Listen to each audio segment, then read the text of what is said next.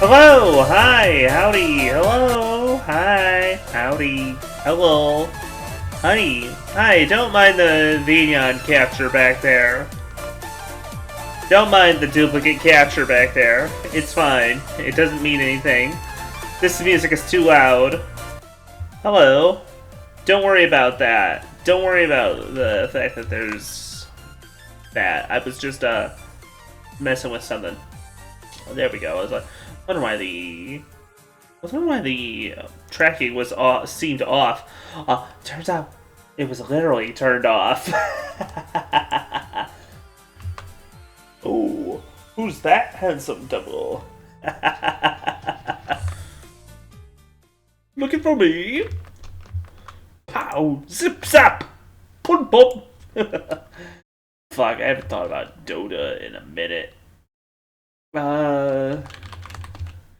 Yeah, today we're playing the Great Ace Attorney Adventures. The first game of the Great Ace Attorney games. Technically, the second case, actually. So, like, while the story has not started that off much in there. Actually, I should probably mark that in the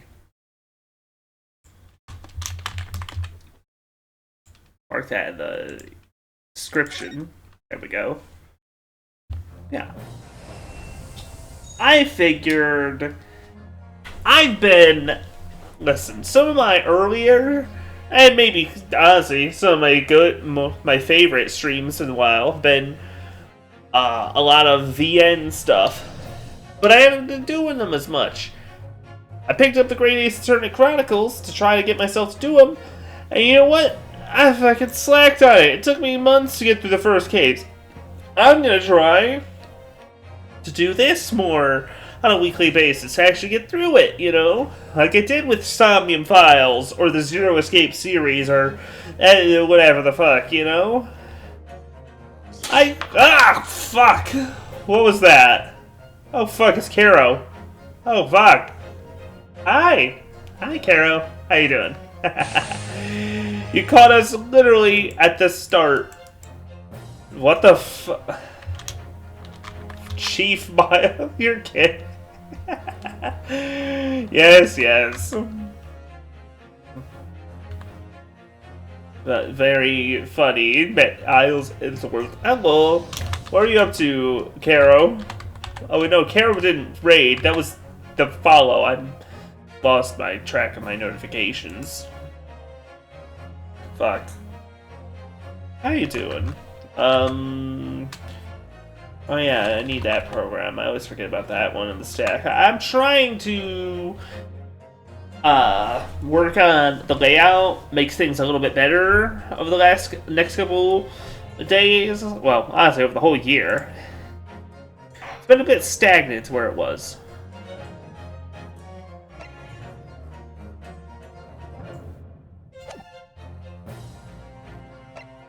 Wait, did I start?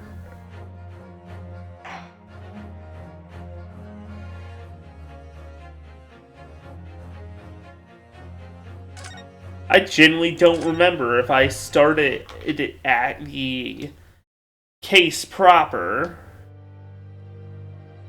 Okay, it appears not. The Adventure of the Unbreakable Speckled Band.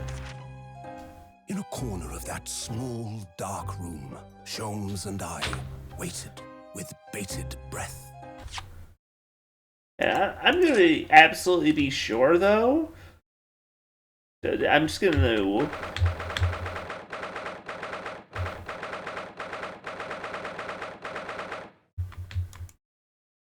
Okay, just let me access the menu. Let me access the menu. No. I can't look at any of this. I mean, I'll end up seeing it in a minute anyways.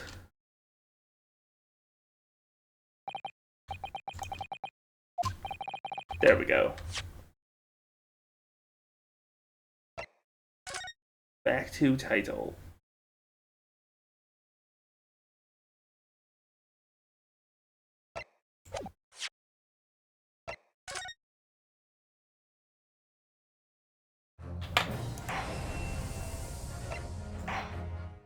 Select adventure.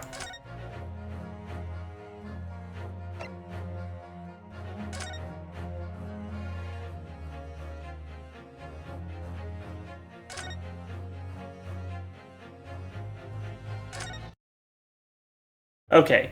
Yeah, I didn't miss it. I didn't miss a beat there. I just was being paranoid for no real reason. That they may have done a like. Oh, what if we did it? What if we did this midway through? Breath. In time, there came from the ventilator a hiss and a soft, almost growl-like sound. Suddenly, Sholmes sprang into action, lashing furiously with his cane at a point in the darkness. "You see it, Wilson?" he yelled, his tense voice reverberating through the air. I raised my dark lantern's shutter, and the room slowly came into view. Sholmes was staring intently at one particular corner when he started whispering to me. The victim's most perplexing final words. The speckled band. I believe this is the terrible coil to which she referred, Wilson. In front of us was an enormous adder, its fangs bared as it threatened to strike. A snake! It truly was the most terrible speckled band I had ever seen. Terrifying.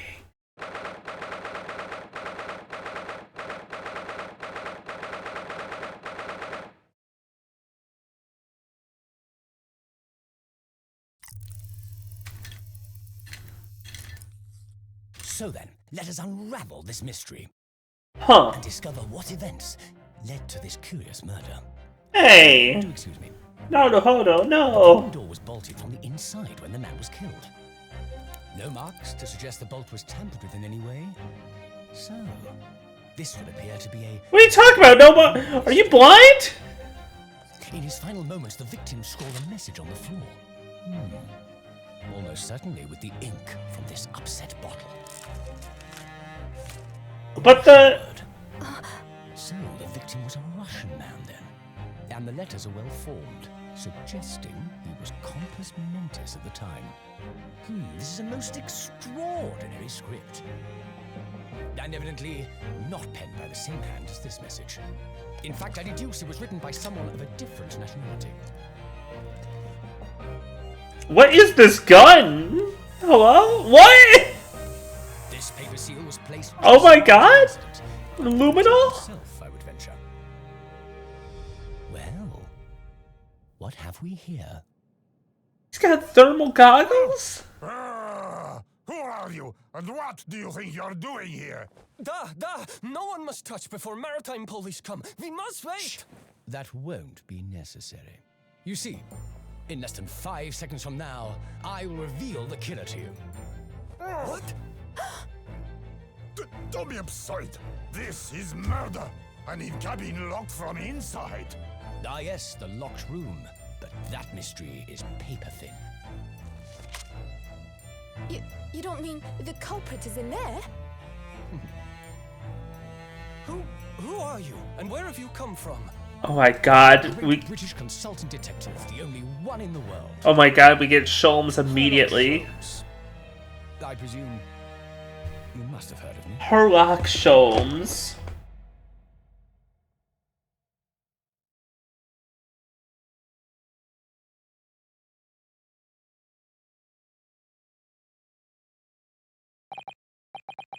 Ugh, my head is throbbing. What's going on? Something's not right here. There's trouble in the air.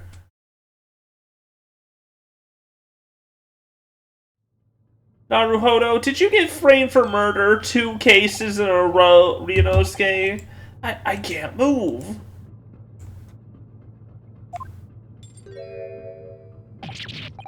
Two cases in a row, my dude? Why am I in handcuffs? So you wake up now, We have to drag you out of the wardrobe. I do not believe how you could not wake up. You are true cold-blooded man. You found me then. Ah, we found you. And now you pay, criminal.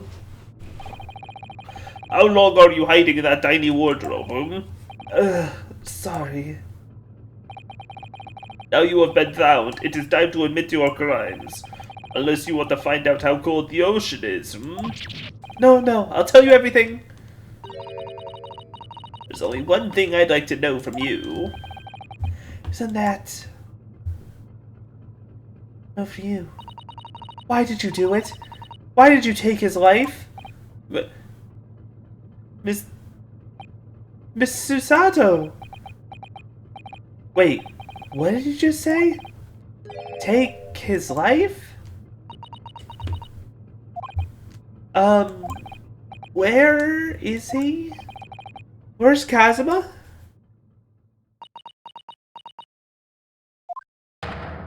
Ah! You pretend you do not know? You are wolf in the sheep's belt. You are the killer. Do not try to make excuses. What? Kazuma-sama's body was discovered not long ago. What? Here, in this very cabin that was bolted shut from the inside. His body? Please. Do not try to tell us what you were doing this terrible thing in your sleep. Kazuma's dead? But he can't be. And these handcuffs. Surely you don't think I have to know. Why did you take Kazuma-sama's life? Answer me, please! No. No! Are we sure that Naruhodo is Nick's ancestor? Because with this track record, he's kind of looking like he's a distant Fae ancestor instead, actually. Ugh, and I don't want to think about them being ancestors to both, bringing, even though their relationship between Nick and Mia isn't really like that romantic or sexual, it just doesn't feel right for them to be related either by blood. Kazuma was just 2 short weeks ago. Are you sure about this? Want me to get in trouble? Don't you find it fun being a stowaway? Besides, how else could you come to England with me to study? There really was something else when they brought your luggage here earlier, though. The way that Russian crewman just tossed your traveling case onto the floor. I thought I was gonna die. Yes, I still can't quite believe that.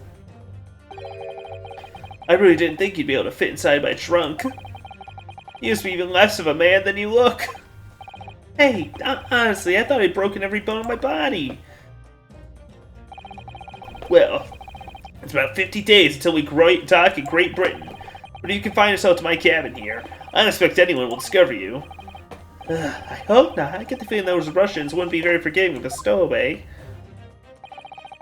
They're a sturdy bunch, that's for sure. What I want to know is, why do we need to keep it a secret from the young lady? From our faithful judicial assistant Mikotoba, you mean? From your close friend, more to the point. Sure, we could confide in her, couldn't we? I believe she'd give me away. No, but if she knew what we'd done, that would make her guilty by association. Especially only you and I know about this. I suppose so. Anyway, it's about time that the steward is supposed to come and clean the cabin. I know it's cramped, but you better get in there, I think. It won't be for long. Anyway, compared to hiding inside my travel case, it'll be a breeze. Yes, but what if the steward decides to open this wardrobe for some reason? Then I'll be in for it. Stop worrying. I tell you what, why don't you write "keep out" on this piece of paper? What? Then I can stick it on the wardrobe doors. Once you're inside. Why does the game keep freezing like that? I don't know. Oh. So this is hardly a locked room at all. This is even remotely a locked room. We were supposed to be going on this adventure to England together. We leave you at next port. Stay quiet until then. Don't make more trouble for yourself. Murderer? No, I'm not a murderer. Ah, you said before. You admit everything about your crimes. No, that's not right. I mean, yes, I did stow away on the ship, but murdering my best friend? No one else could have done it. Admit the truth. Susato-san? Please, tell me what happened. I need to know. Very well. But there's something I would like to ask of you, too. Those eyes. She looks like she's ready to destroy me. This nightmare's getting worse by the minute. I suppose all I can do is try to find out what really happened. How did he die? What happened? He's really has been killed, hasn't he? This isn't just a bad dream? And these handcuffs, you think I did it? They think I'm Kazuma's killer? When they found him, the cabin was locked from the inside. What do you mean?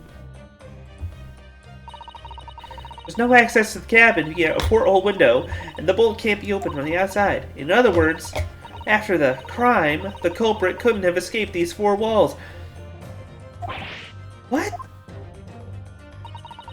Or put it another way, the culprit can only be somebody inside the cabin. Well, I mean, first off, the door bolt is damaged, and second off, there's that vent right there, like, among us, so, like, this room isn't sealed. It's not a sealed room. Or do you have some other explanation? Yeah, I'm looking right at it, on the upper left of the screen. It's impossible. How did he die, then? What exactly what happened, exactly? Are you still going to deny the charge, even despite the circumstances? Please, Susato-san, you have to tell me! Cause of death is still undetermined. You don't know how he died? The ship's doctor is examining the body, but of course, he has no post-mortem analysis experience. I don't suppose we shall learn more until an expert has been consulted at our next port of call. So really that means there are no obvious external signs of injury, huh, then? That's true, yes.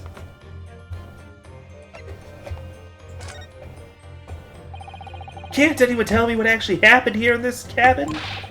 I don't understand it. Why would anyone want to kill Kazuma? Presumably that's something you know the answer to better than anyone. Than anyone. Susato, why are you so against Naruhodo here? Ryunosuke literally just got acquitted for a murder he didn't commit a little over 2 weeks ago, and now you're positing that after getting acquitted for murder, he's just going to go and do one on his best friend? What did you say? You were here in the cabin after all? Oh, yes, I was, but...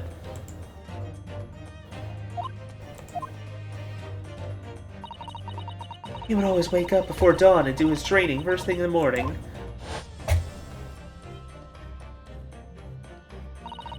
I was waiting outside his cabin, as I have every day so far in the village. This morning he did not come. I could sense that he wouldn't.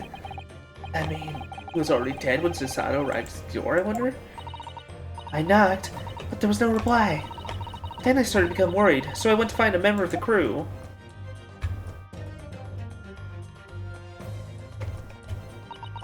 The crewman forced the cabin door open, and we managed to get inside. There was Kazuma-sama, collapsed on the floor. How do you explain the Russian?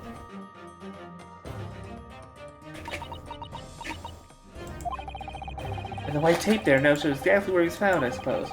I had no idea anything had happened. I must have been asleep in the wardrobe somehow. I wish it wasn't the case, but that's what's just very hard to believe.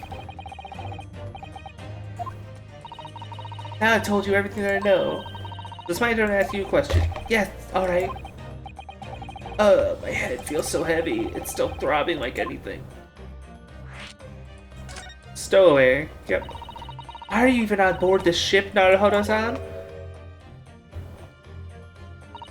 You said something about being a stowaway, didn't you? Oh, yes. I'm afraid that's true. It's 2 weeks since we left Japan now, and I've been shut up in this cabin the entire time. I had no idea. Yeah, it's just two weeks into a 50-day journey, do a murder. How could you have occupied Kazuma-sama's cabin for so long without him noticing? No, that would have been impossible, obviously. Yes, of course. Kazuma invited me. He wanted us to go to England together. He actually asked you? But why? I'm afraid I don't really know the reason myself. I don't understand. Kazuma, why do you want this? What's the real reason? Why do you have such extreme ways to smuggle me to England with you?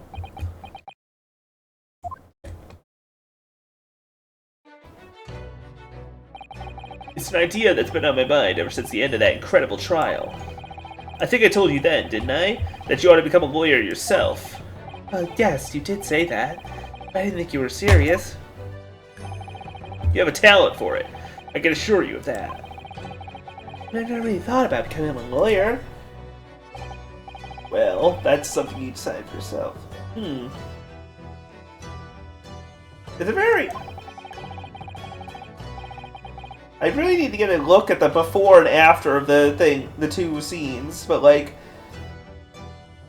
London is the spearhead of cultural development, the center of the world in many ways. There can't be any harm to see a poor place for your own eyes, can there? Well, no, definitely not. But on a personal level, if you were to become a lawyer, then... Then what? Nothing. Forget it.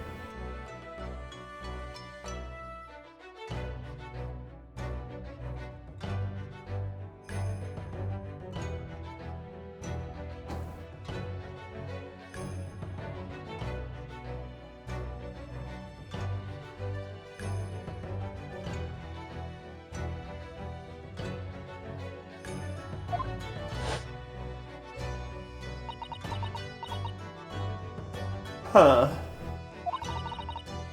Kazuma-sama he was always saying the same thing, that he wanted to change the Japanese legal system. Perhaps he thought that he could do that with you. Yes, maybe. Something's still bothering me a little. The look in his eyes then. It was darker than I've ever seen it before. Susato-san, I'm sorry that we kept it a secret from you. By stowing away on this ship, I mean. I know Kazuma-sama. I expect he was trying to protect me. To avoid me becoming guilty by association. That's exactly right. Yes, perfect in fact.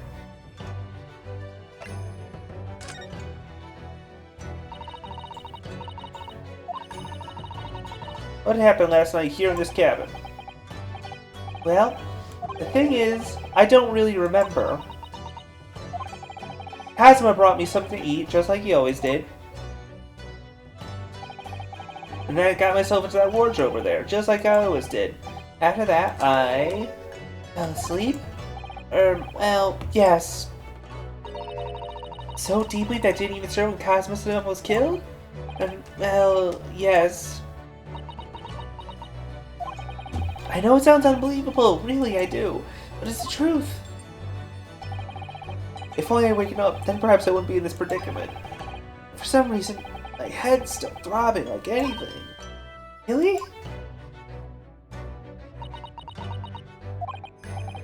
Is something wrong? Oh,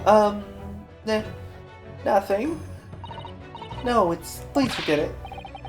Susato-san, you gotta believe you didn't do it. Huh, Ryunosuke was drugged, perhaps? The food was drugged. I really don't want to doubt you, but the trouble is, there's no one else who could possibly have done this.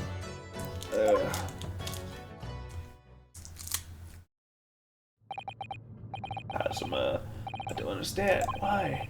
Why did this have to happen? I can't take this. Don't try to go anywhere. You're the perpetrator of this crime. You can't leave. I can't allow that to happen. I'm sorry. But Kazuma was killed right under my nose here, and I didn't do anything to stop it. And now I'm supposed to just sit around, my hands tied, while whoever did this walks free? No, I can't allow that to happen. Well, what do you propose to do then? I'm going to investigate. I'm going to find out exactly what happened here. I'm going to work out who took Kazuma's life, and why they did it. Oh, I'm sorry, but you're going to have to excuse me. Hi-ya! Whoa! Whoa! Nice toss, Susato. What the? That was a Susato takedown. Susato, what martial art form is that? Going to need you to prove it. Sorry? Prove it? Yes, your innocence. I need evidence. But how am I supposed to? Have you forgotten already what you achieved just a few weeks ago? You successfully defended yourself in a court of law. Ah, I see. You're ready to prove some conclusive evidence. I have to get Susato to believe me. I'll show her some evidence right now that proves I'm guilty of this crime. The paper seal.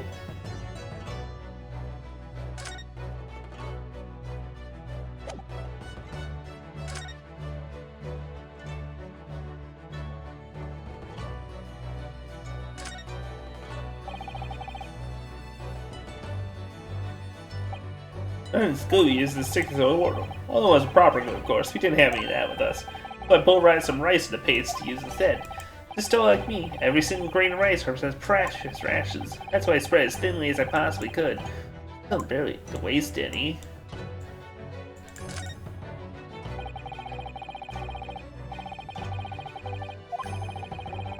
But Kazuma reacted. Do you expect the Russian crew to be able to read that? He said. Still, I was sure people would get the idea, even if they couldn't read it, so we used it anyway. And it worked. I don't know if the crew thought it was a creepy or what, but no one opened the doors. Yes! Tell me, when I was discovering the wardrobe before, was this piece of paper stuck over the doors? Oh, yes it was. I remember clearly. I thought so. Kazuma always put it in place whenever I went to sleep in there. Just in case the cabin steward or the crew members had to look inside. So naturally, he did the same last night as well. Oh! Yes, of course! The gentleman who discovered you peeled that sign from the wardrobe doors before he opened them. But if I were truly the culprit, I couldn't have climbed back inside the wardrobe and stuck this on the outside of the doors on my own. It's a double-locked room, you see. That's quite true. In other words, it's impossible that I killed Kazuma.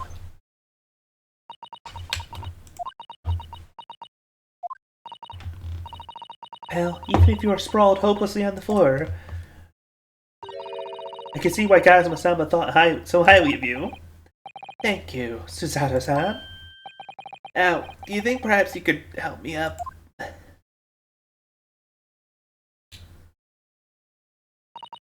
Well, in light of that evidence, I don't see any reason why I should stop you from investigating in here, at least. Thank you. Do you finally believe me? I'm sorry, no. What? I'm not sure yet. Can't rule out the possibility that you use some sort of conjuring trick to put the sign back in position. Does she think I am a magician? For now, I suggest you investigate as thoroughly as possible in here. I'll do the same. Let's get to work, Susato-san. Please don't misunderstand me. I still have my doubts. Oh. I like that. I do like this. I wouldn't want you using your conjuring tricks to destroy evidence, for example. Conjuring tricks? Okay. Damn it again. Kazuma, I swear, I will avenge your death.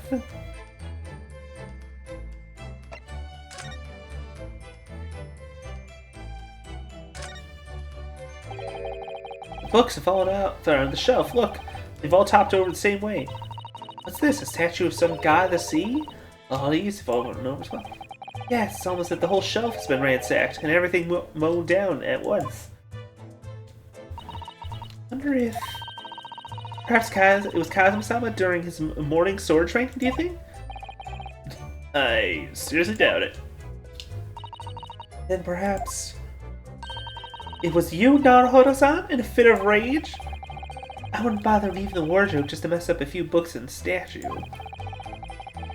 Any things without anything to do with the case, I wonder? Let's set everything straight again. I don't like to see it a mess.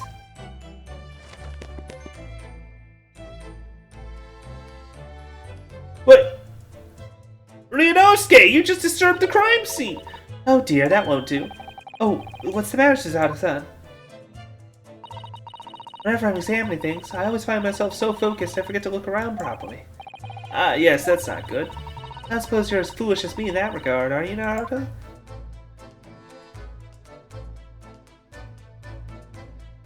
Oh. I'm sure you're careful to look all around using BM.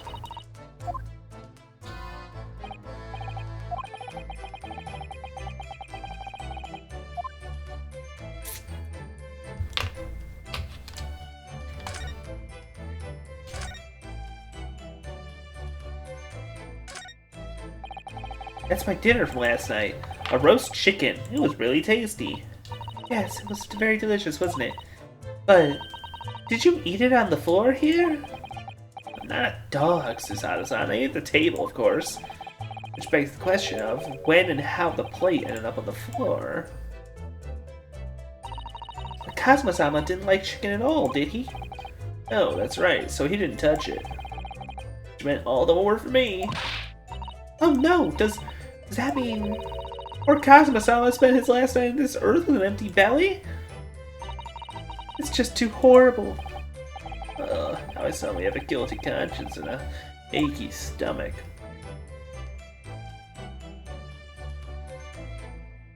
Alright, what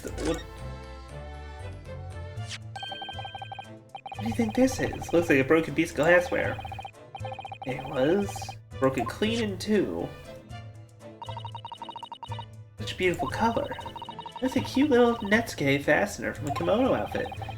Not sure if that sounds like Kazuma. He wouldn't have secretly carried a cute little trinket like this around with him, would he? And the mark beside it. What is it, I wonder? It's kind of a sort of brick-like hue. It is color brick, isn't it? Bricked up. God damn, Kazuma died bricked up. How sad. Or good. I don't know. I barely know what I'm saying. Hello.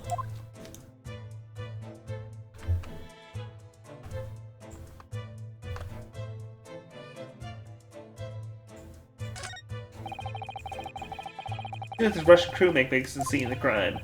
Excuse me? What? I was wondering how it's going. The investigation, I mean. Grandmother told me Japanese people do not make jokes, but it is not true, I see. What the fuck? Huh? Sorry? A criminal asking investigator for information about his crime? Very funny. Oh, it wasn't supposed to be a joke. He doesn't appear to be laughing either. He's convinced you're guilty. You might have useful information, though. I have to keep trying. So, last night, did you notice anything out of the ordinary at all? Yet, of course not. Now back to corner of room and make silent. I say no more to you. Did I hit a nerve? Just for a minute there, he seemed a little flustered. Thoroughly, but I can't find anything out of place. Alright, the sword. That's Kazuma's precious sword. He never went anywhere without it. Yes, he was always saying that a Japanese man katana is his soul. I believe you have to work very hard to convince the government to allow him to bring it on this trip. That just shows how important it was to him. And now he's gone. Don't hurry, let his spirit go just yet.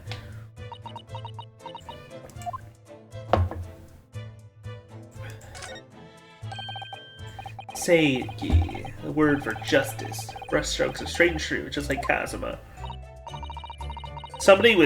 Anybody in this series being straight and true? I mean, if you say so. You can really look at those characters without any feeling shame, knowing who drew them so thoughtfully? Of course I can! I mean, I'm innocent, so why shouldn't I be able to? You know you stowed away on this ship? Hey, you're gonna bring that up, aren't you? I can't win.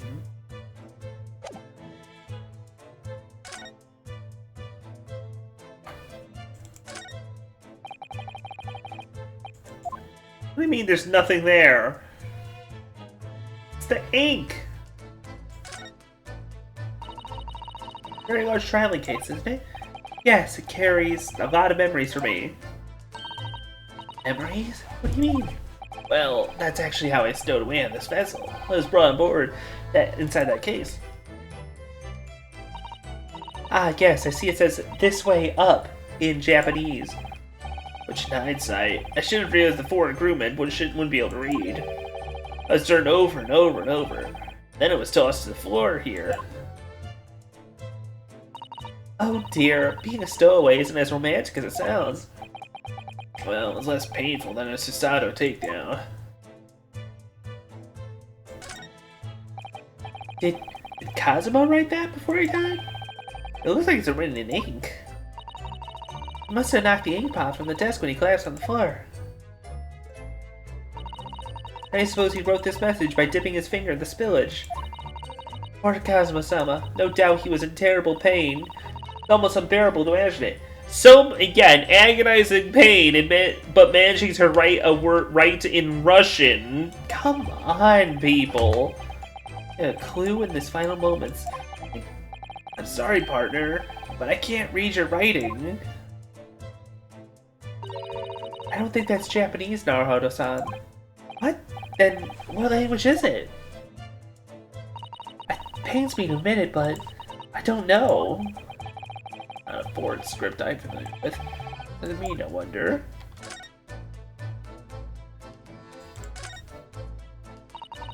This is where dear Kazuma-san would have at whenever he was writing. London Diary. Poor Kazuma. He didn't even make it to his destination. Looks like the last entry is incomplete. Means what? He was in the middle of writing it when the incident happened? Let's see what it says. I have a clue. Hiya!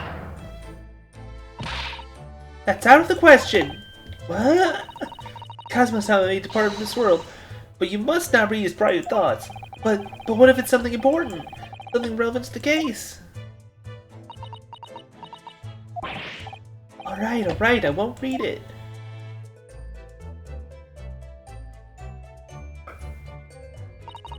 Poor Kazuma-sama. I don't like prying into people's personal matters either, but in this case, isn't the need for clues more important?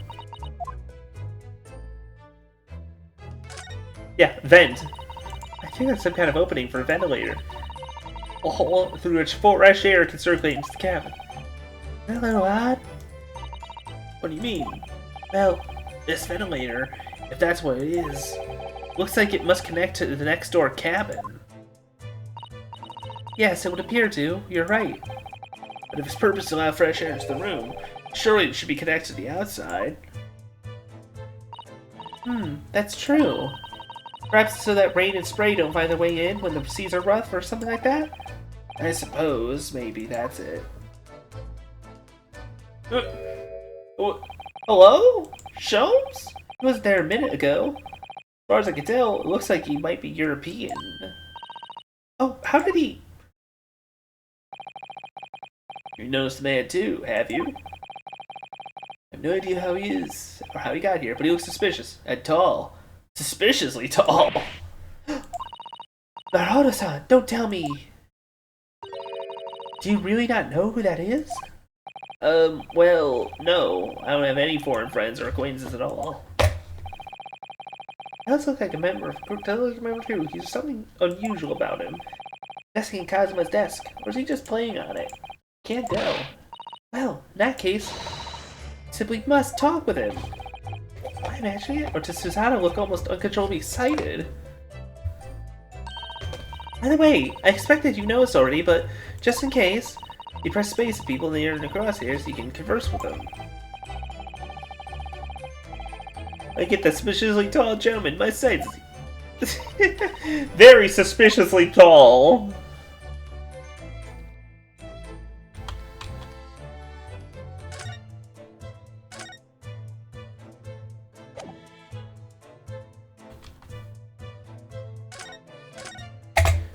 I'm suspicious of how tall you are, man.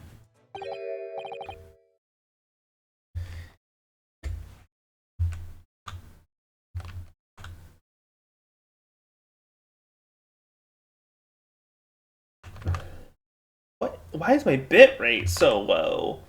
Wait, what the fuck? I couldn't have set it that low, right?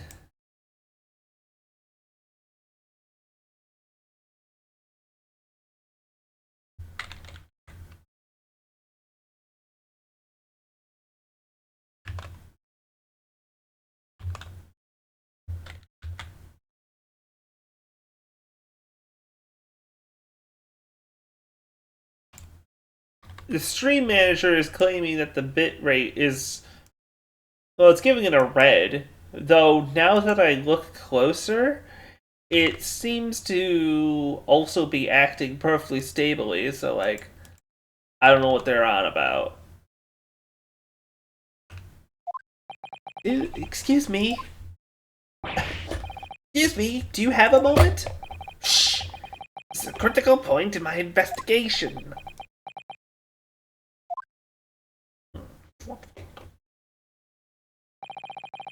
Maybe I should leave him alone. He seems a little unfriendly. Yes, perhaps that would be for the best. Greetings! I hope I haven't kept you long. Yeah! What exactly were you doing on Kazuma's desk just now?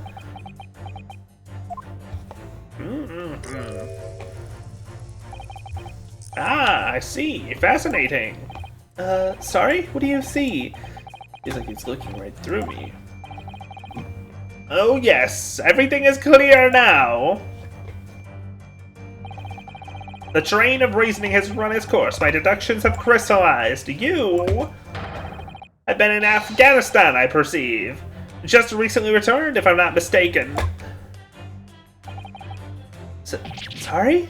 What? And now, whilst venturing towards Philorn climbs, you find yourself in a most troubling predicament. Oh, well, that's really... But how? How the deuce did I know that, perhaps? The most elementary deduction, hardly worth explaining. Have you perhaps managed to deduce anything else? But of course, a great many things. There's no mystery, my dear madame. For example, you have fled your native land of Russia, being, as you are, a merciless revolutionary. What? You leave 16 victims of assassination in your wake, and now travel to England to blow up the Crystal Tower. Huh?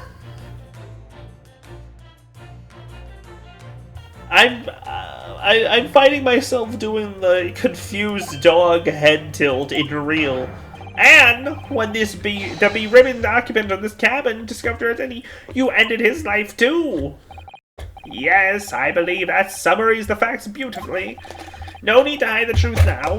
Nothing deceives these eyes. Is he stupid? You are talking about me, are you? Certainly I am. Do you see another in this cabin who fits the bill? A Russian assassin with 16 victims to his name? I only see one person who fits the bill. So it's true. It was you who did this to Kazuma-sama. What? And you're plotting a revolution, too. It's shameful behavior, Naruhodo-san. Absolutely wicked. No, listen, there's no way I... Hi-ya! Now explain yourself, tell me everything. Ridiculous.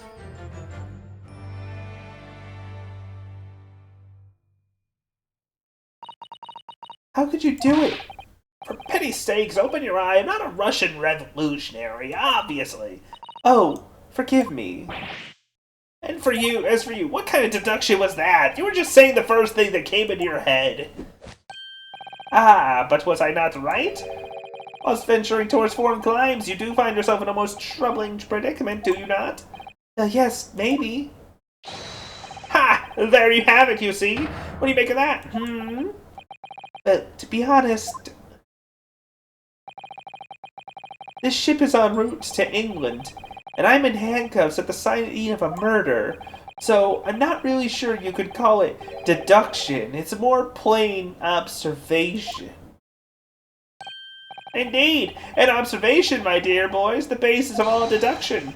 My method is founded upon the observation of trifles. You see, I announce my findings with brassy certitude. What is his fucking problem? What is this dude's deal? Sholmes, you're so much more... You're so much more... everything that I could possibly have expected. Holy fuck, dude. And more often than not, I'm right. I don't think you introduced yourself. Ah, my apologies. How remiss of me. I am none other than the greatest detective of the century, known to men and women of the world over. The inimitable Sherlock Sholmes! What the fuck? Oh, fuck. Problem is that when his eyes exposed, he's kind of pretty. And he's stupid as fuck. I kind of like it. So, it's really you? The actual Sherlock Sholmes? The very same. The inimitable, actual Sherlock Sholmes. Do you know this man, Susanoo-san? The most famous detective in the world? Naruhodo-san, of course I do. There's nobody who hasn't heard of him. What planet have I been living on, then? We must ask him what he's deduced. He worked out the entire case already, I'm sure. Really? Why do I feel uneasy about this?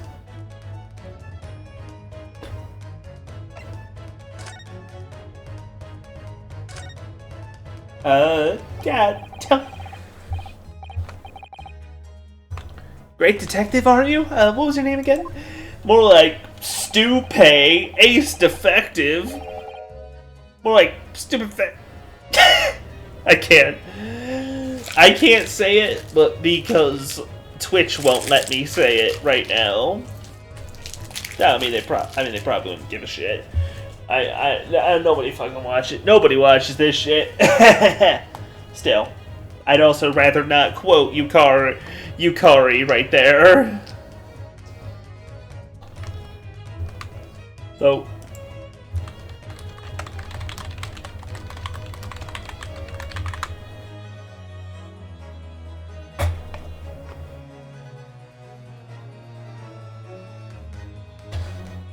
I'm gonna just go ask on Blue Sky real quick.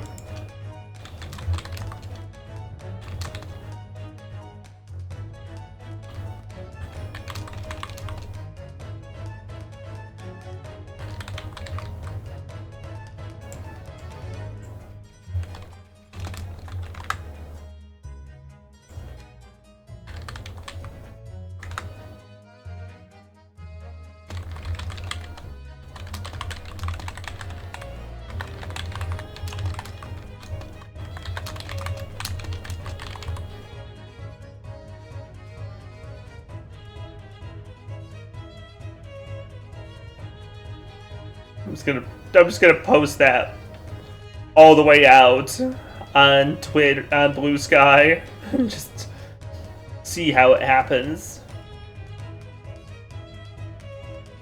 Let's see. Oh, I see. You're German? Herlock, was it?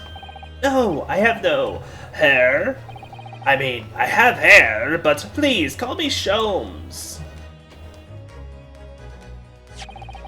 You can read all about my exploits in the exciting London publications. Oh yes, Rand's magazine, full of wonderful short stories and interest articles from Great Britain. I never miss an issue. I have it sent from England especially. Ah yes, here it is, The Adventures of Herlock Sholmes. So, you're the protagonist in a series of short stories then? Indeed I am. You've read so many of your stories, you started thinking you are a detective? Make no mistake, I'm not the poor, deluded fellow you take me for. Your inference is backward. Backward? My trusty biographer records my greatest detecting achievements and chronicles them in the magazine. You have a biographer, do you? Doesn't everyone? Mine goes by the name of Dr. Wilson, presently keeping shop in London. Dr. Wilson? I must say, thanks to that publication, I've been fantastically busy of late. Why, this very moment I'm returning from Asia, having solved the mystery of a royal cursed royal crown. Really? I can't work out whether I should take this man seriously or not. Deduction, you see, is to me a science. Logical reasoning in its purest form. A science? Really? The astute observer notices even the most subtle of reactions in a subject.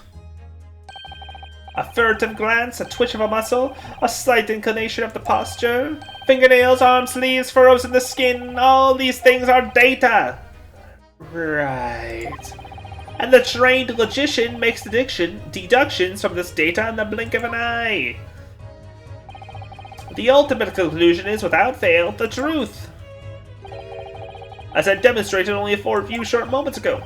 How can you look me in the eye and claim that? So you see, I have a turn both for observation and for deduction and fame. That is what makes me the one and only, Herlock Sholmes. He's so fucking stupid, he started mispronouncing his own name. Oh my god.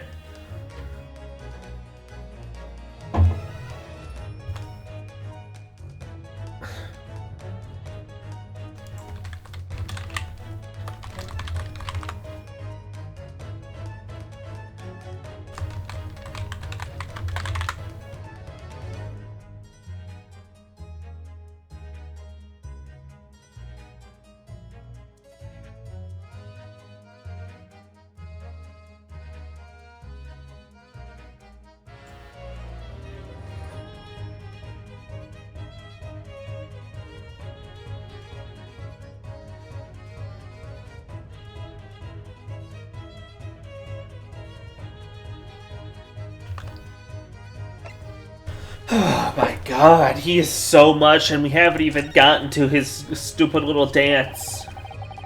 Have I managed to deduce anything about this particular case yet? Have I managed to deduce anything? My dear fellow! Who do you think is supposed to discover the culprit at his most cunning hiding place? That's right. It was none other than the great detective before you now, Mr. Herlock Sholmes. Ah, I see. In other words, I'm in these now because of him. When I became anxious about Cosmos Island this morning, I summoned all the crew members to force the cabin door open. And I concealed myself among their number, gaining entries to the scene of the crime. Yes, luckily for everyone, the great detective Herlock Sholmes was on board. And the handcuffs seem to be excellent fit, Mr. Naruhodo. Ah! The very moment I laid eyes on the scene, two facts were immediately apparent to me. Oh, really? Two facts, you say? Tell me. Mr. Sholmes, please, tell us, please. What two facts were apparent to you when you came to this cabin this morning? Ah, yes, but first, let's be precise. The two facts in question were immediately apparent to me. Yes, I understand, but what were they? Allow me to elucidate. Yes, I know how to speak big words in English. It's not really a big word, but you know, it's not really a common one either. The two facts I deduced from a mere momentary glance at the scene of crime were as follows. Number one, the cabin was locked from within, rendering escape of the cabin out of the question. Number two, the victim was Russian and killed following a dispute with an acquaintance. Hold on, Mr. Sholmes, what do you think the victim was Russian? Observe the dying message left by the victim on the floor. I'm not even going to pretend to be able to speak Russian. That is the Russian word for wardrobe. Do you really think Kazuma-sama would have left a dying message in Russian? In their final moments, many find their native tongue filling their head. For this young man, Russian. Kazuma was Russian, was he? Initially, I considered Garderobe maybe the name of the killer. A certain Robert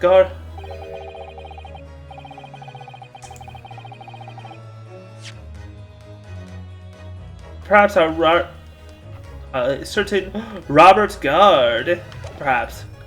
Last time wrong not to look inside the wardrobe there at least. Or he found Mr. Naruhodo sleeping soundly. Quite so! I found you, the renowned Russian revolutionary killer! Why is it that I'm Russian too? I observed that you are wearing the same attire as the victim. In other words, you were acquainted. And if my memory serves, that outfit is the traditional dress of the Russian people. Are school uniforms the traditional dress of Russian people? I had no idea. And I had no idea a detective could get something so wrong. I took a photograph of the victim and the message that I might analyze it for possible hidden details.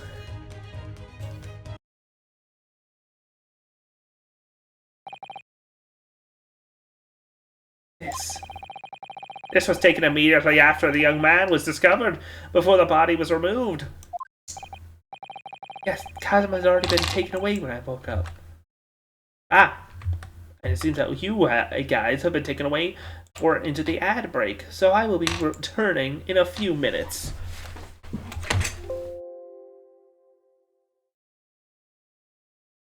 I will go bother the dogs for a moment.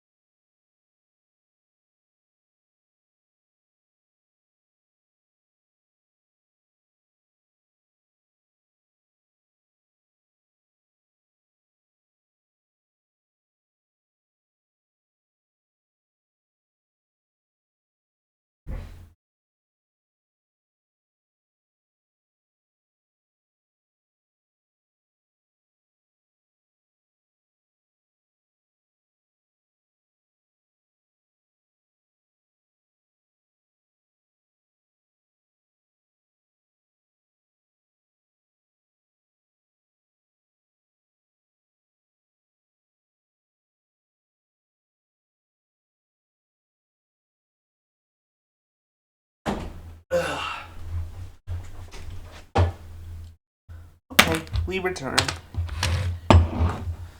Hello. Hi. Howdy. I forgot to turn on a music or something in the moments, but it's fine.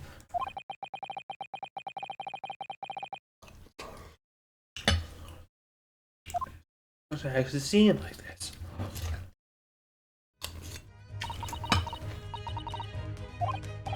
Oh, yes, thank you.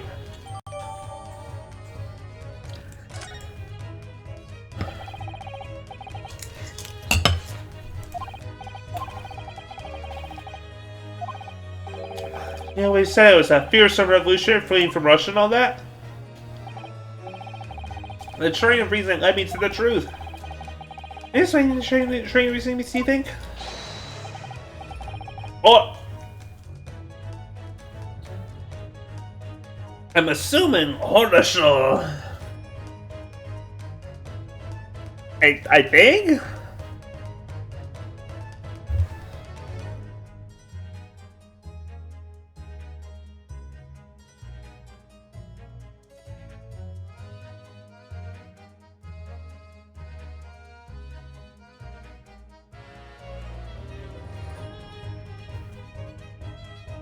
Yes. Yeah, I'm pretty sure. Horrorshore.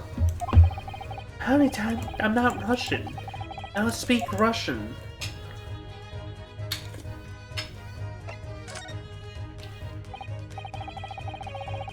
You talking right to section 4?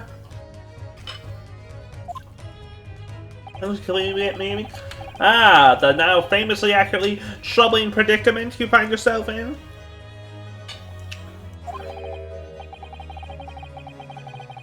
Actually, it was the other details I'm more hoping to discuss.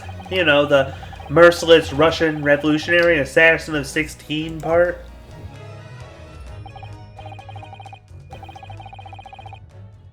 Ah, yes, the more sordid details is a fairly commonplace deduction. Here we have this morning's paper. The main headline reads: Revolutionary villain Bolshevik flees Russia via Shanghai. This vessel made a port call at Shanghai yesterday, and last night the young Russian was murdered. Since when was a Kazuma a Russian? Sounds like Mr. Sholmes is concluding he was Russian because of what Kazuma-sama wrote on the floor. It was a simple act of reasoning to realize that the culprit of the crime was the same merciless revolutionary, one who would kill the very man who helped him escape after his true identity was discovered. Yes, you, villain Bolshevik! No, how could it be me? I don't look anything like this man! Just look at his face! Well, you are a fearsome revolutionary after all. Therefore, you have no doubt learned to revolutionize your appearances. What is your fucking problem, dude? What? Huh? What do you mean?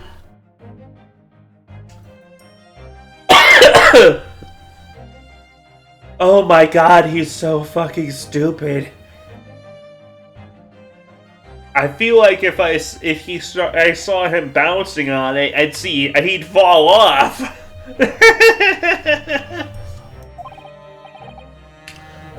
Please. And I might add, your name does not appear on the ship's passenger list. Need I say more? Well, that's because I'm a stowaway. What about the other details? The 16 victims of assassination and blowing up the Crystal Tower. Ah, yes, the journalist clearly interviewed the man and printed all these particulars in the article. The deeds the man has perpetuated thus far, and those he is plotting. Yes, everything about this revolutionary Bolshevik was included. There could be no mistake.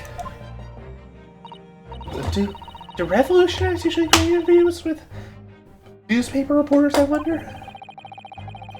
What about the part where you said I just was returning from Afghanistan? Also quite clearly stated here in the article. Bolshevik has recently returned after a period of subversive activities in war-torn region of Afghanistan. Where even is it anyway? This Afghanistan place. Here, take the paper for yourself. It's a little memento of this great deduction. Oh, thank you. Adams absorbed all that's interest to me within his pages, but I see no rubbish bin nearby.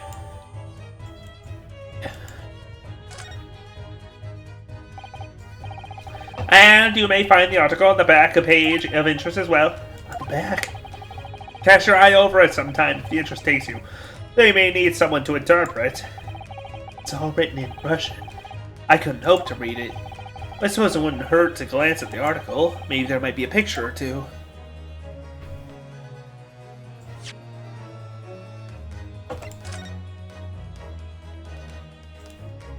His finger looks clean for something that's for someone that's been writing with their ink.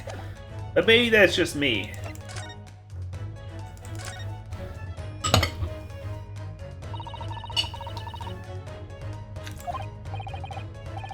No, me neither.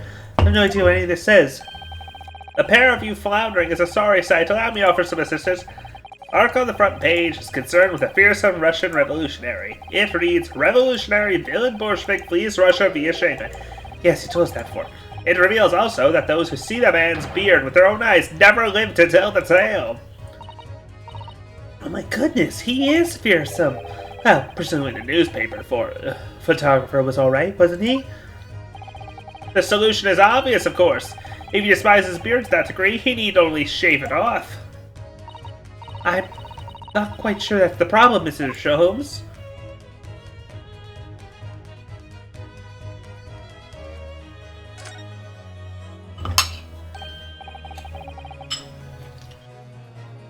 This is interesting. That's something relevant, not relevant? Well, no, I mean, it looks like it might be interesting.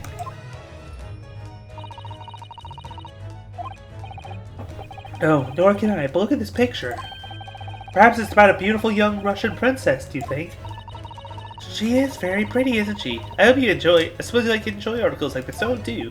I don't know, I can't make any sense of it. Ah, I'm glad you noticed this article. Ah! Allow me to give you a short summary of its contents. Oh, thank you.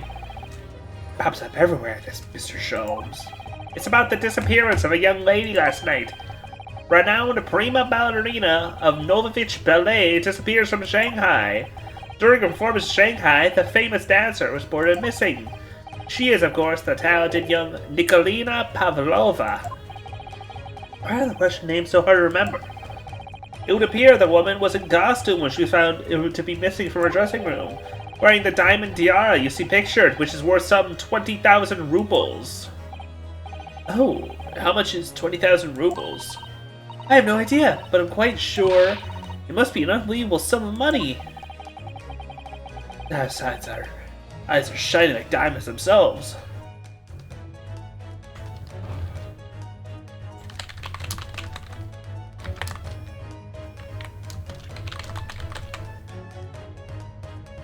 Let's see, it's well,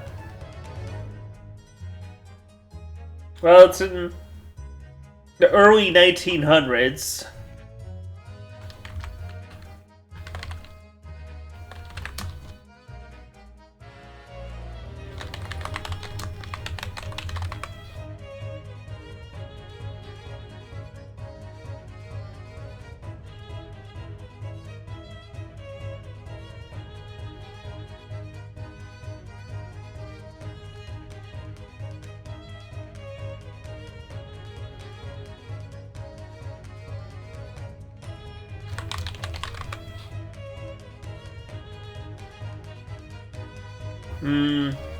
I don't know.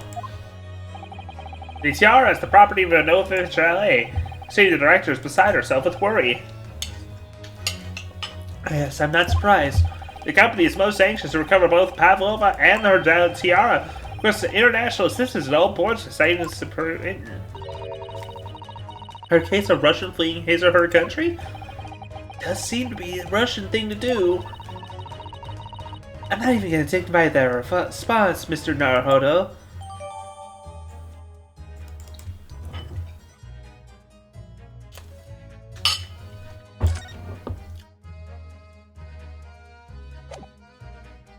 What, is she a czarist?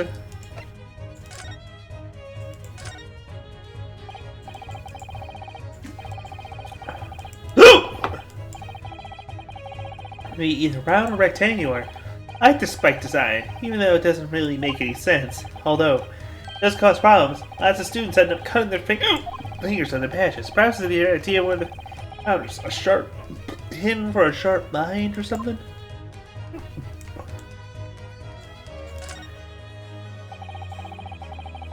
Raven in the back here. Lose your pin. They won't accept you as a UMA student at the university. You may not come in, they say. Of course, he can get a new pin made if you just tell him your number. Actually, I lost mine twice already. But I still don't know my student number by heart. I say to myself, I must forget to write it down somewhere. But then I forget not to get that. Oh boy. So what were you doing on the desk? Cosma? Ah, yes, the victim. Did you notice anything useful? Anything at all? The desktop of the victim. The victim was engaged in penning some text. London Diary. Cosmo is keeping notes of the trip. Ah, but I don't think you should read his personal writings. It could upset people. Tragic! That's something you ought to perhaps elucidate before the act of reading.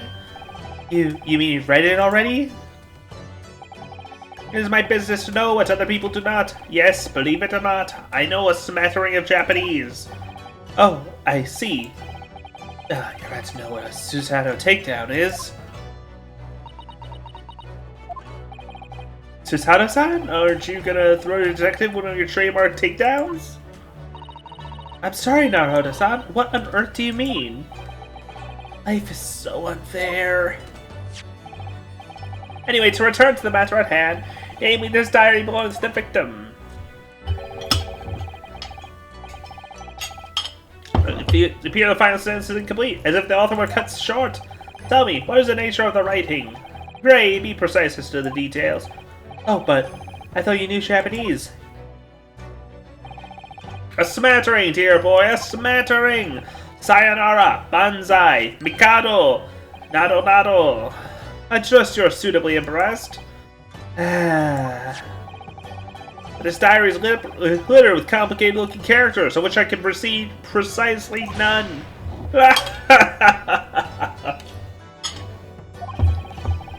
I've shown off about before then. If you're so kind as to show me, I would be happy to read to you, Mr. Sholmes. I'm much obliged, my dear madame. The final entry in Cosmo's diary consists of two short sentences. The first reads, 1:23 a.m. I can hear a faint whistling sound. Whistling sound? These are very deep waters. Pray, go on. Second sentence reads, 1:35 a.m. What looks like some sort of speckled band is dangling from the ventilator grill. A speckled band? What on earth does that mean?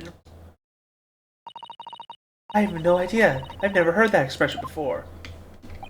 The ventilator grill, you say? The man was presumably referring... Oh, thank God, he can at least understand the vent. He can at least understand the vent amogus. Yes, the adjoining cabin.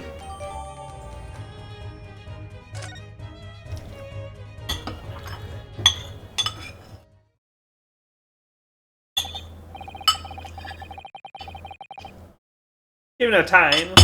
You're enough here to consider for the time being.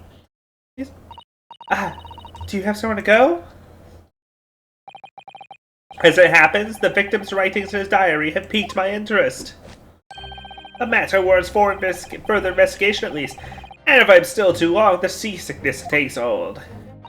Oh, I suppose you're thinking of investigating the cabin next door, which the ventilator connects to? Great detectives are a curious breed. Our minds revel at stagnation. We crave mental exaltation. So yes, I intend to investigate. Hence, the truth shall become clear soon enough. Do you think perhaps that we could go with you? No, that would be somewhat complicated. What? But why? A simple glance at your wrist should reveal the answer. Oh, please. After all, you're the prime suspect in this matter. No? There's no point trying to turn it into a question. You're the one who decided I was the culprit in the first place. Whatever do you mean? I have no recollection of naming you as the culprit at any point. Huh? What? You must be joking! You just said it only a moment ago! Dear me, you are clearly misguided. I would have no cause to say such a thing. Well, actually, Mr. Sholmes, I did hear you say that too. But you're quite sure? Well, that's very straight. I don't think. Forget falling off bouncing on it. I'm not sure he could physically get him. I don't think he'd mentally be able to bounce on it. I wouldn't have said you have the face of a criminal, you know? Not really. So what, were you looking at my knees before? Some great detective you are. Well, anyway, that was then and this is now. What do you mean? What I mean, sir, is this. If you are the culprit, you must play the part more convincingly. Roll over and accept your fate. Now he's just being plain rude.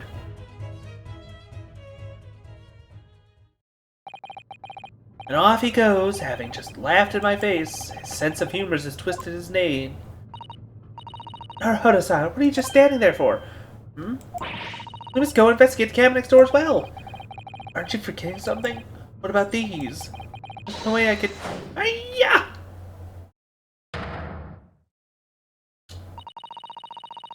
After Kazuma-sama spent his dying moment struggling to leave us a clue, you're willing to give up? You're willing to just roll over and accept your fate? Give me a choice in the rolling over part.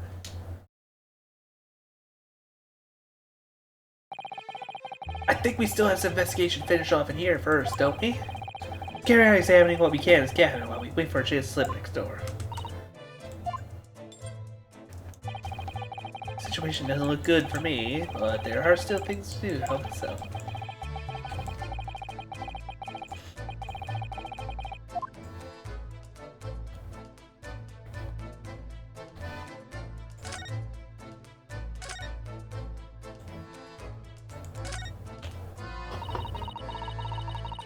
Weeks since we sailed to Japan. I think living isn't quite the right description. Oh, no, I suppose not. Although it must have been rather exciting, making this voyage in your own secret hideout. The trouble was, I never knew when a member of this crew might come in. So yes, I basically did have to live in the wardrobe. Last night was no exception. But because of that, you had no idea what was happening out here in the cabin. No, sadly not.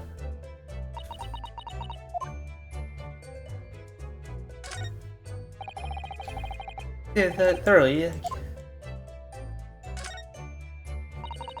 This is... yes, it's a bell cord contraption, I think. You mean contraption? I read about a book I was studying that talked about life in Great Britain. Large households often have bell cords like this, which can be rung. You can pull to ring a bell or summon servants. Really? That sounds almost magical.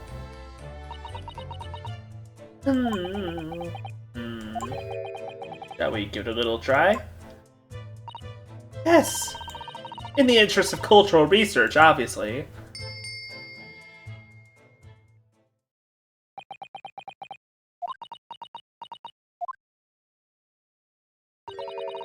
I suppose nobody comes for lowly Japanese people.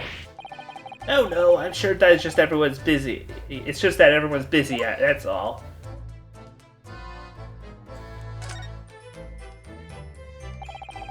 There are rules of passage, trial, SS Burden.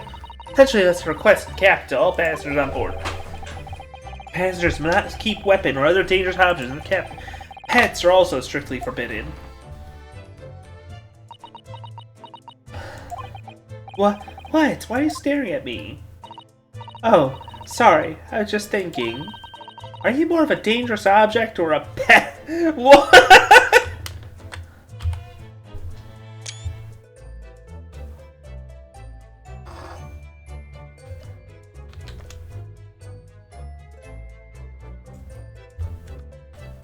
I'm just gonna let you keep that for Discord real quick.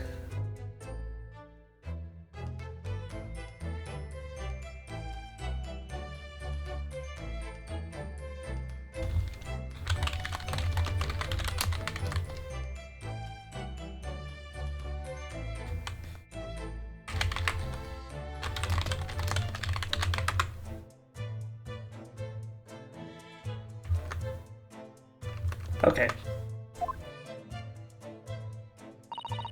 I can't decide. Well, one thing's for sure. Either way, I wasn't supposed to be in here.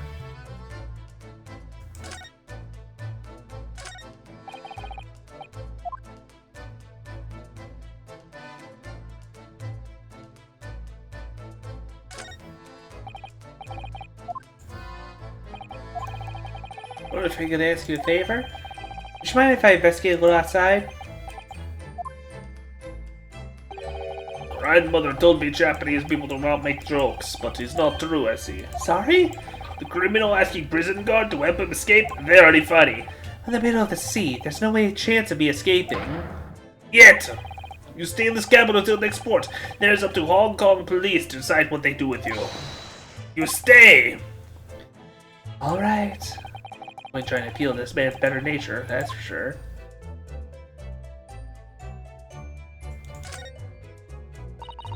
I went for help and the crewman forced the door open. This bolt had been firmly closed. It's quite a small bolt, not particularly sturdy.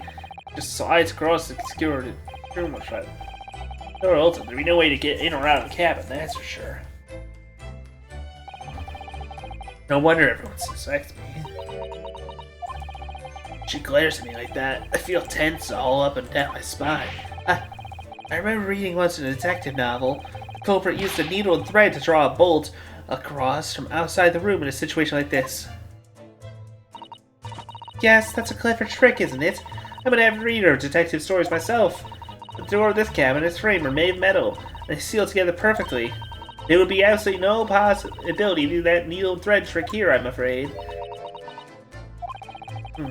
She glares at me like that, I feel like pins and needles all up and down my spine. Huh? Oh, look over there. Crewman, you mean? He wasn't there before, was he? What I thought. Why don't we try talking to him? Oh, because I'd like to get yelled at again. I suppose I can try. Ooh, a slightly unique looking person. They're the crew. They're clearly the criminal. Something wrong, Naruto-san? Oh no, it's just that crewman standing by the door. I can't help feeling like I've seen him before. Wait, oh my god, it's the waiter. Oh yes, you're right. He does look familiar. Excuse me, sir. Excuse me, sir. Yes, what can I do for you? Oh my god, it is him! I recognize that face, but it can't be.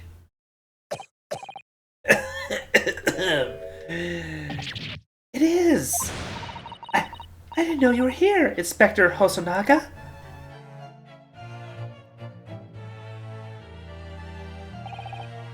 Ah, hello again. What are you doing here? I think that should be my line. I was so stunned when I saw you, my heart stopped. Nearly stopped, I hope. I received some special orders to go undercover as a member of crew aboard this ship. Again? Certainly seem to enjoy undercover work, Inspector. If there's anything I could do to help you, please ask. I expect to see this man on board, but perhaps his presence can help me out of this hopeless situation.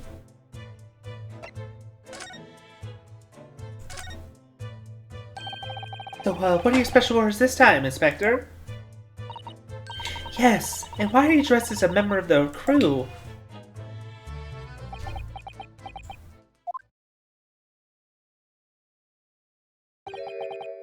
I'm so sorry. This is all my fault. I take full responsibility. For what? My orders were to act as Aosogi-san's bodyguard.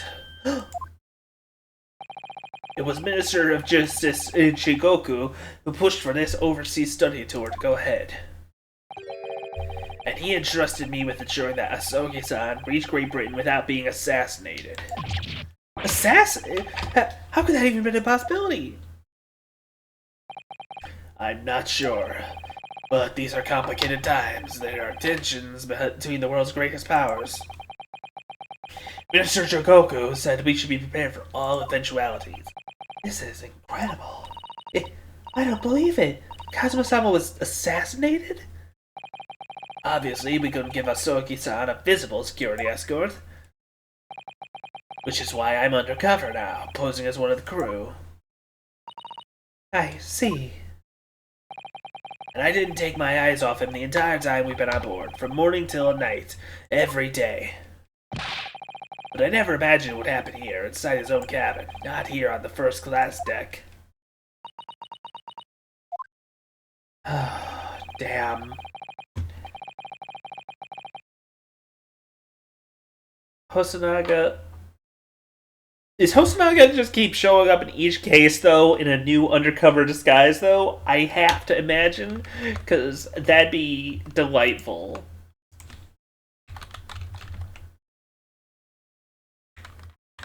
I think that'd be really funny if he kept showing up in different costumes.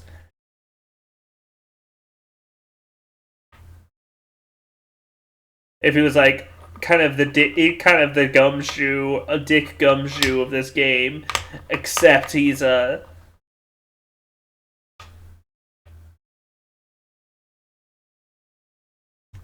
except he is a man who coughs up blood instead of is broke all day every day.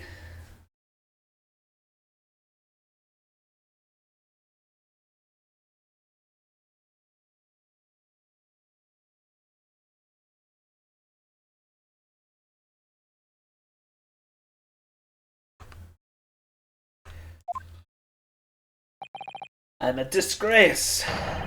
All I can do is humbly apologize. Inspector. So if there's anything at all that I can do to help now, just say the word. Well, funny you should mention that. We're doing what we can to investigate Kazuma's death ourselves. I thought you might be. You didn't do it, did you? You're not the guild? Of course not. We'd really like to investigate the cabin next door. Yes, so you'd be allowed out of the cabin. I'm sorry. What? You've been deemed a risk to the ship's safety. If you move to even touch the handle of the cabin door, that stormy-looking seaman there would surely snap your neck in two. I suppose I'm not just a stowaway now. They think I'm a murderer as well. Would it be possible to give me something to work with, do you think?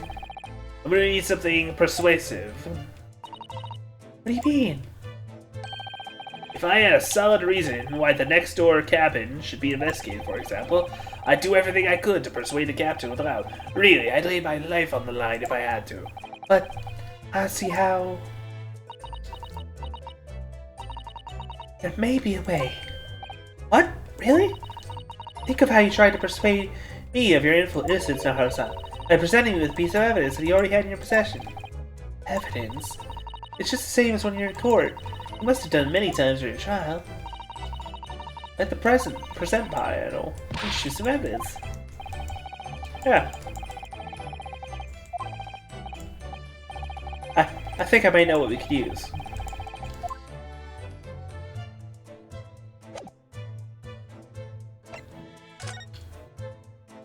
Oh, apologies. I must step away for a moment.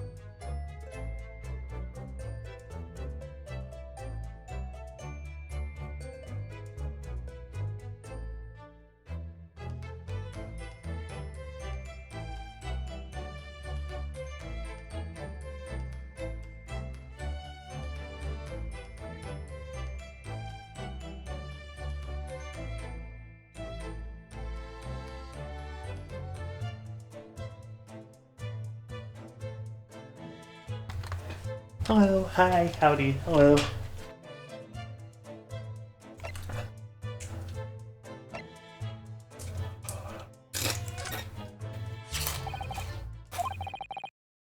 Kazuma's diary.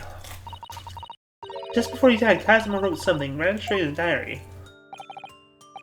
Strange? In what way? He wrote, what looks like some kind of speckled band is dangling from the ventilator grill.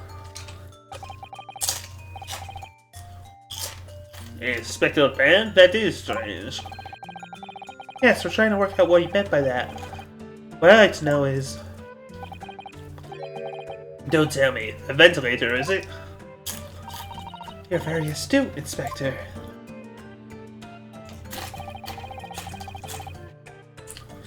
That ventilator clearly joins to the next door cabin. That's right, so we can investigate in there. We'll maybe work out what the speckled band was. Alright then. I can't leave this cabin at the moment. I'm stuck here until we arrive at the next port. The captain has given me strict orders to guard the scene of the crime, you see. I'll have to entrust the investigation to you.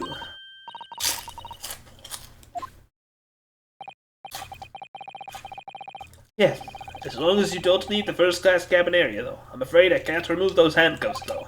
But what about the captain? Aren't you gonna go? Are you going against his direct orders? I'm a man of my word.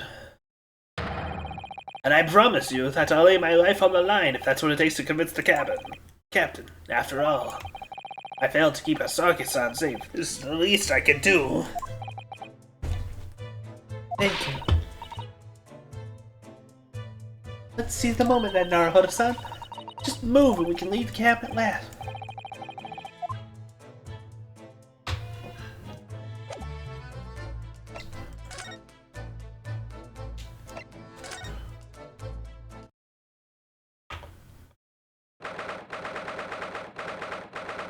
Well, what is that weird device down there?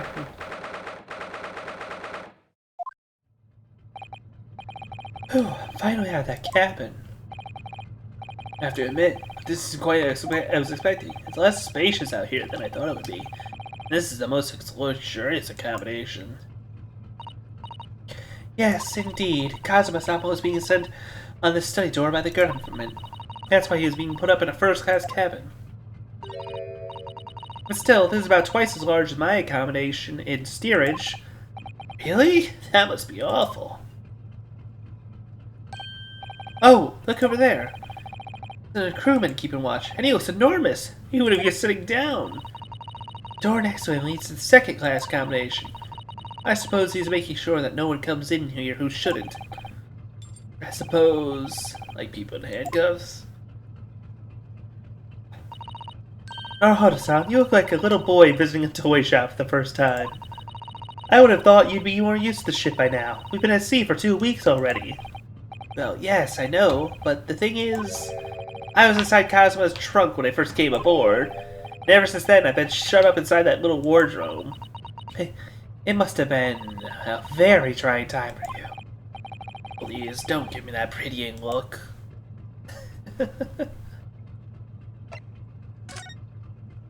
Right.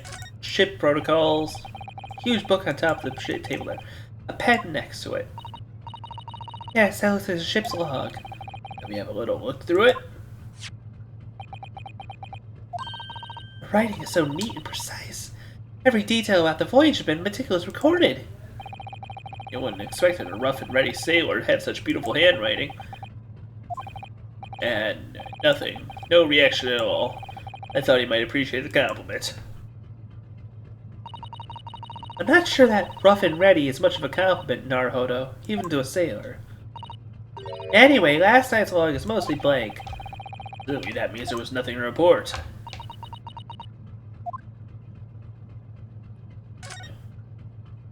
What's this thing? Ah, a trap for catching mice. Yes, we have plenty of those back home in Japan. Although they seem to be using a lump of chalk or something as bait. Let me see. Yes, I think that's what it's called. Cheese. It's made from the milk of cows. Cheese? Wonder what that tastes like. You can't eat it, Naruhodo-san. The trap will snap shut on your fingers. Really? But I suppose you're right. You weren't actually going to try it, were you?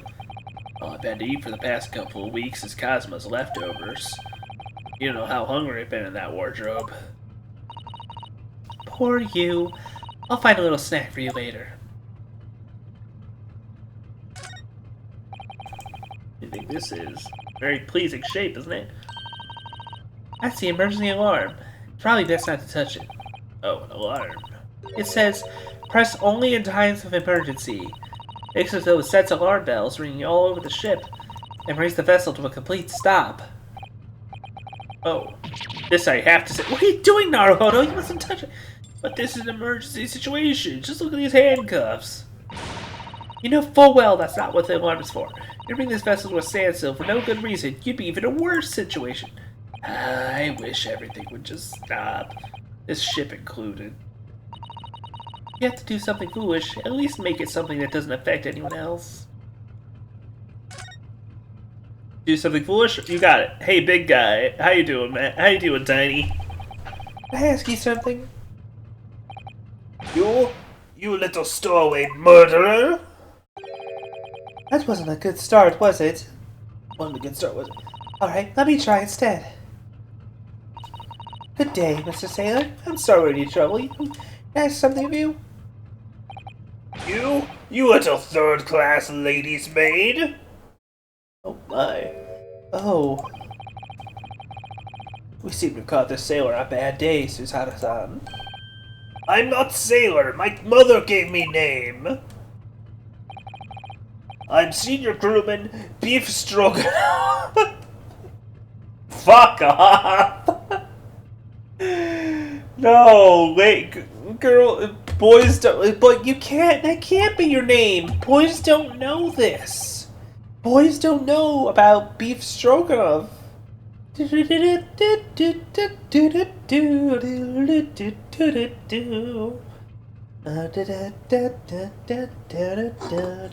beef stroganoff. It doesn't have to be beef. Mr. Stroganoff, about the first-class cabin area. Here we are in finest place of Bulgaria steamship for very important persons. What sort of important persons? Government officials, kings and queens traveling in secret, many important persons. That is why I'm always guarding this place. Gosh, that's amazing. But somehow I let stupid Stowaway inside. I want to pick you up and throw you in ocean, but Stroganoff is not animal. Thank you? Stroganoff is beef. Cabin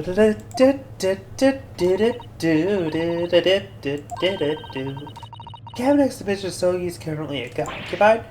Ah! Susanoo-san? Did you understand that? It sounded like da. I think it's probably Russian for yes or no. Genius.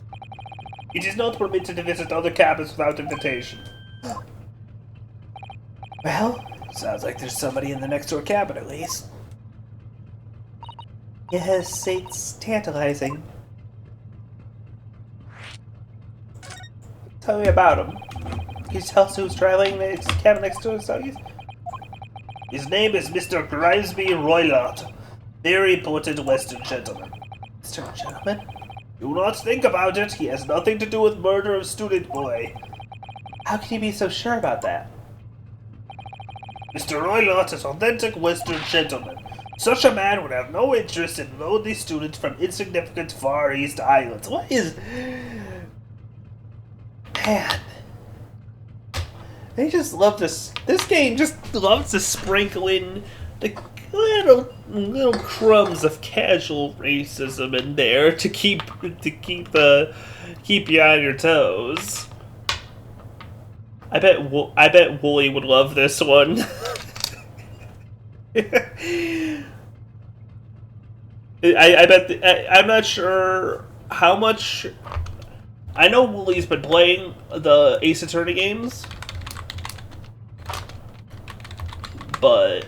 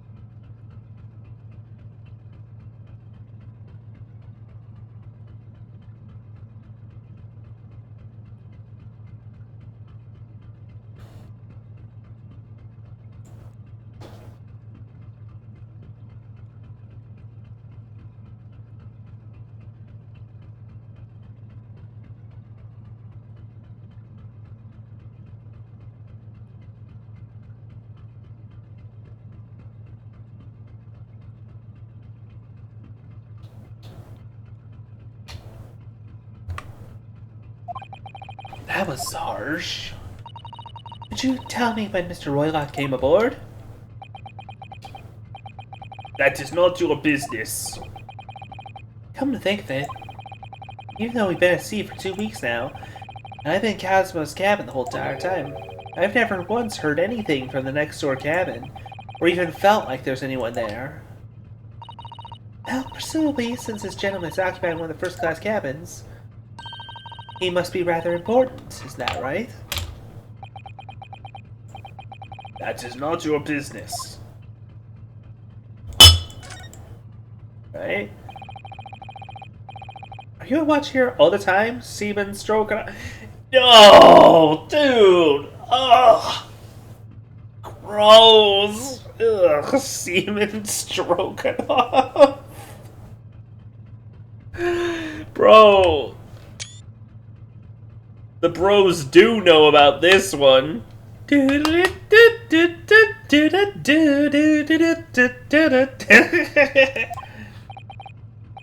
All time, so criminals like you cannot come in or get out. I wonder, could you tell us anything about last night at all? It is sad about Student Boy. You had watched last night as well? Of course. Did you not notice anything at that time? Anything unusual? Yet! Susanna-san? Do you understand that? It was clearly a... No! I saw nothing unusual. Nothing at all. And you didn't hear any strange noises or sense anything was wrong in some way? I said no! Sorry. Not so sure. I could have sworn that he wouldn't catch my eye for a moment there. This is enough. I cannot say more now. Oh. It is time for me to report to Captain. You must return to cabin. Yes, alright. Bulkhead to second class is staying locked at all times.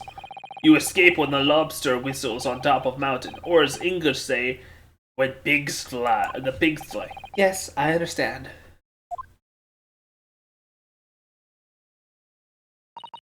Good. Now we can investigate this area properly, shall we? Definitely.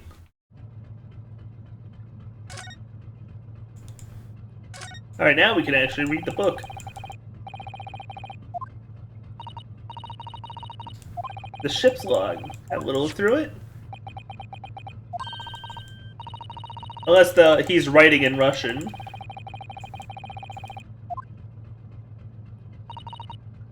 Anyway, look here. Last night's log is mostly blank.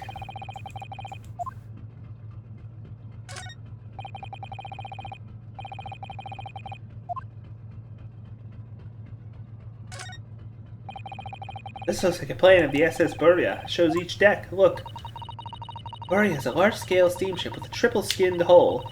What a marvel of engineering. Well, it's been playing in my mind for a while now, actually. How this such a huge lump of metal doesn't just sink to the bottom of the ocean? Oh, that's really quite simple, Naruhodo-san. Is? Hell, consider the Japanese archipelago. The islands of Japan. Yes, they're not metal, but they are enormous lumps of earth, many, many times larger than this ship. And they don't sink, do they? They've been floating happily on the sea ever since the gods created them. Well, I suppose so. Oh my god. Oh no, Herlock isn't the only one without any brain cells. Oh my god, Susato is also so stupid.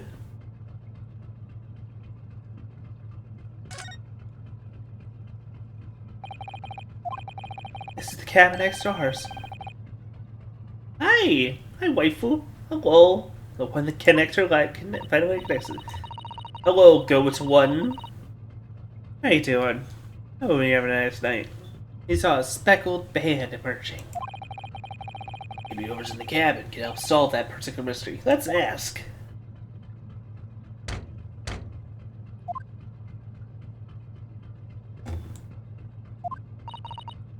No answer. We're out of luck, it seems. There's no one in there to help with our inquiries. How annoying. Ah! What's that? Came from inside the cabin. Such a high-pitched scream. It must have been a woman. Stand aside. I am about to break the door down. Mr. Sholmes. I shan't be stopped when the fit is on me. I revel in kicking doors off their hinges. Yeah, well, I'm glad he's got at least something he's good at, hopefully. Please, wait, Mr. Sholmes. The door doesn't appear to be bolted. It doesn't? Then how the deuce can I dispose this muscular urge? What, pray, can I kick? I think we could go in. We should go in. There's no time to think about stress relief. He wants to kick. He needs to kick.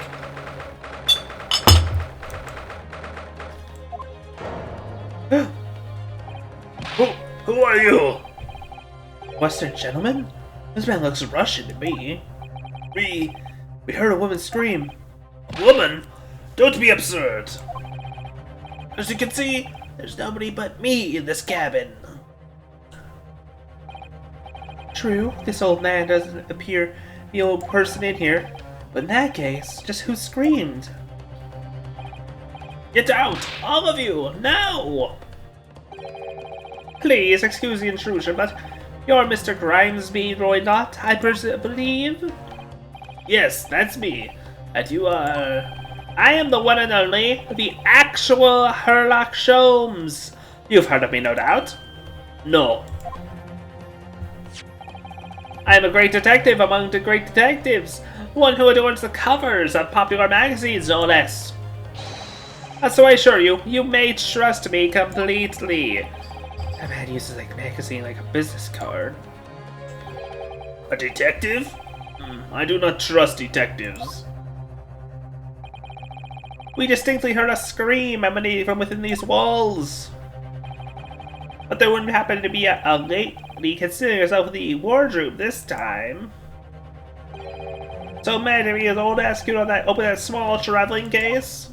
What? Don't be stupid! How could anyone fit in a small trunk like that?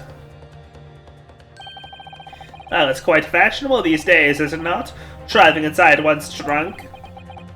Don't look at me. Oh, oh my! Did you see that, Mr. Naruto? Yes, the case just shook. Leave now, otherwise I'll call the steward. So this is Kazama's neighbor, Mr. Grimesby Roylott. No doubt about it. This strange Russian man is hiding something. Couldn't agree more. Let's see if we can find some clues before that burly sailor returns. What? Mr. Sholmes, please don't sit like that.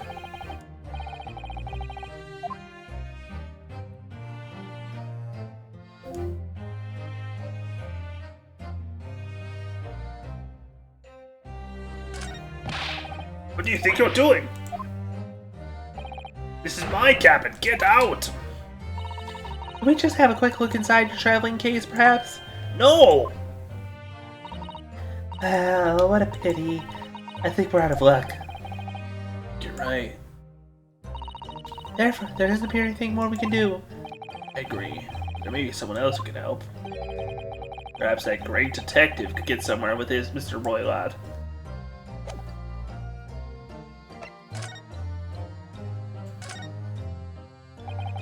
Mr. Roylott, we'd like to talk to you about something. No! Oh! I do not want to talk! Leave my cabin now! I agree. Someone... Okay, so we do have to just talk to Herlock. To Mr. Sholmes.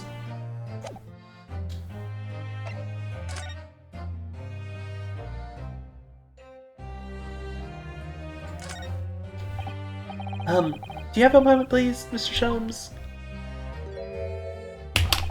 You need only address me as Sholmes. That's what I just did, isn't it? Well, Mr. Sholmes, what were you doing in there? Why, I was resting, of course. Resting? Indeed, I was contemplating our sea voyage from the confines of the wardrobe whilst waiting for the inevitable time that you would need to call my great powers of detection into service. Oh! Oh god, we have to rely on Mr. Sholmes? We're screwed. And it would seem the hour is upon us now. The time has come. Am I mistaken? Am I mistaken? Well, no. Actually, you're spot on, for once. Observe closely. Our Russian host in this cabin, Mr. Roylott, is clearly trying to hide something. And do you know what's the most effective weapon to use against a Russian hiding a secret? Why, the truth, of course. Though it should be pointed out that such methods are not exclusively for the Russians. Right. Can you imagine how the Russian will react when the secret he guards so closely is exposed? Would you like to witness it? Oh, yes, please. Well then, what you are about to see will astound you. For I'm about to apply my greatest detective's greatly admired great deduction to the case.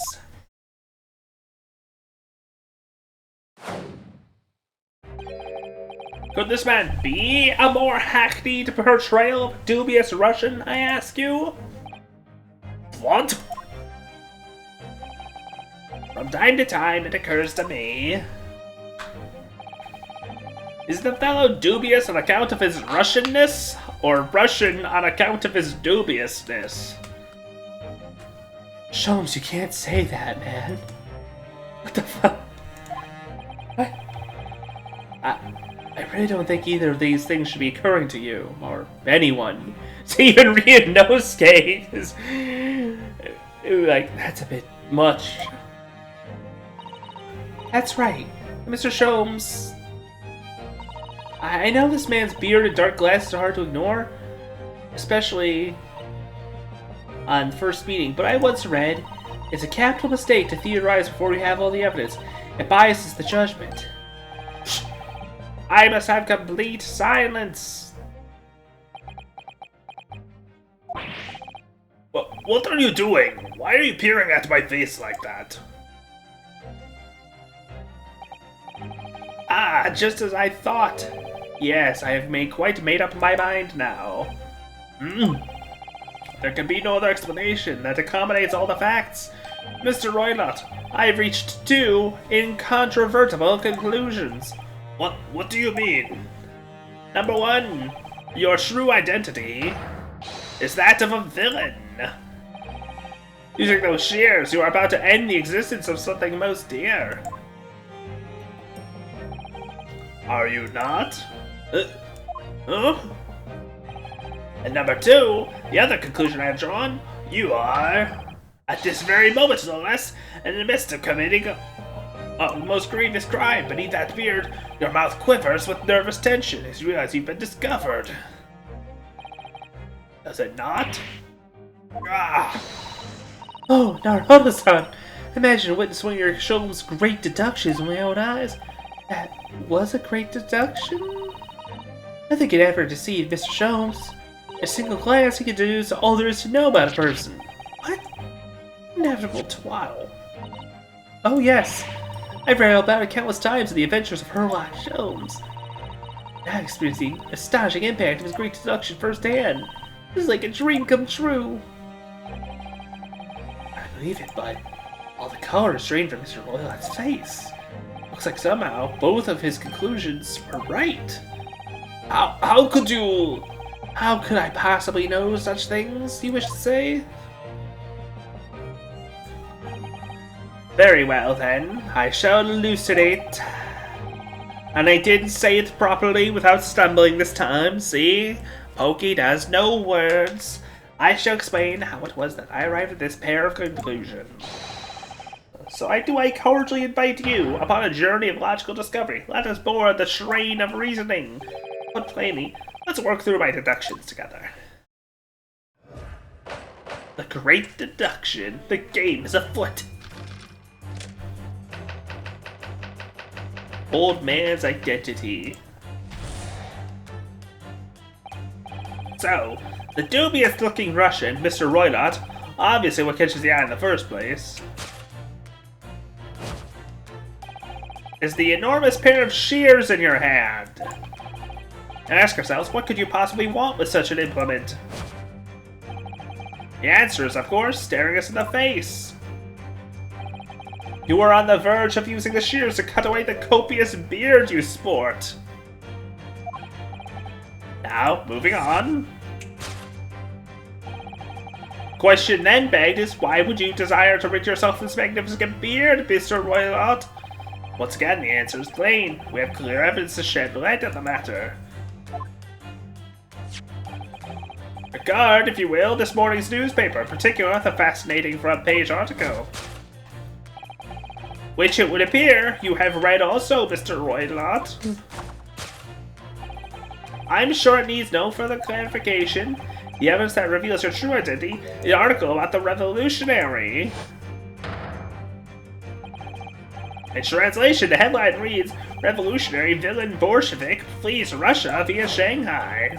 As you cannot fail to observe, the subject article possesses an extremely copious beard. Not as copious as our subject, though. And his nose is completely different. And his beard is completely different. Having noted the article yourself, you decide to remove your incriminating facial hair before it gave you away. Your true identity is beyond doubt. You are the fearsome Russian revolutionary himself, villain Bolshevik. Not that I've heard of you myself, you understand.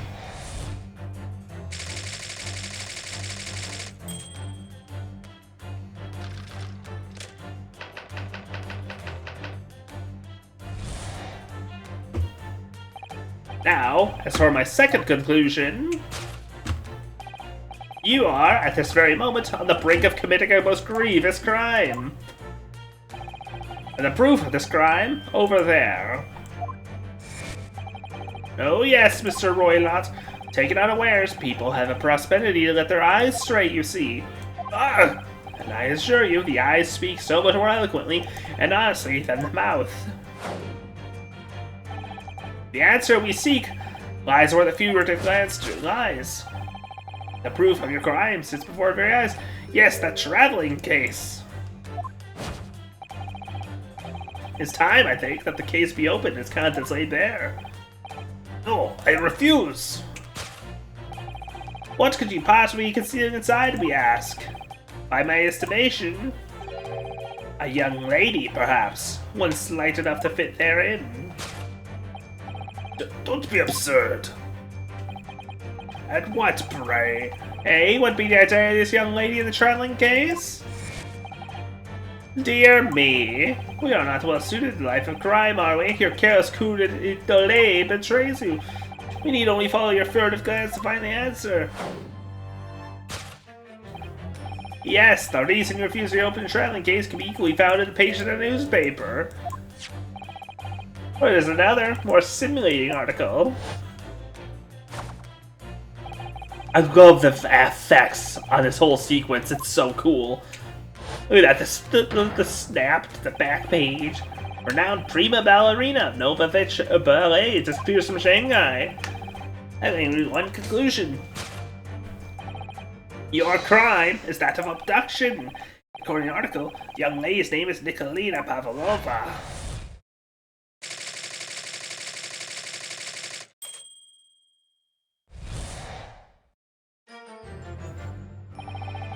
Thus concludes Sherlock Sholmes' great deduction of this Russian enigma, Elemensky.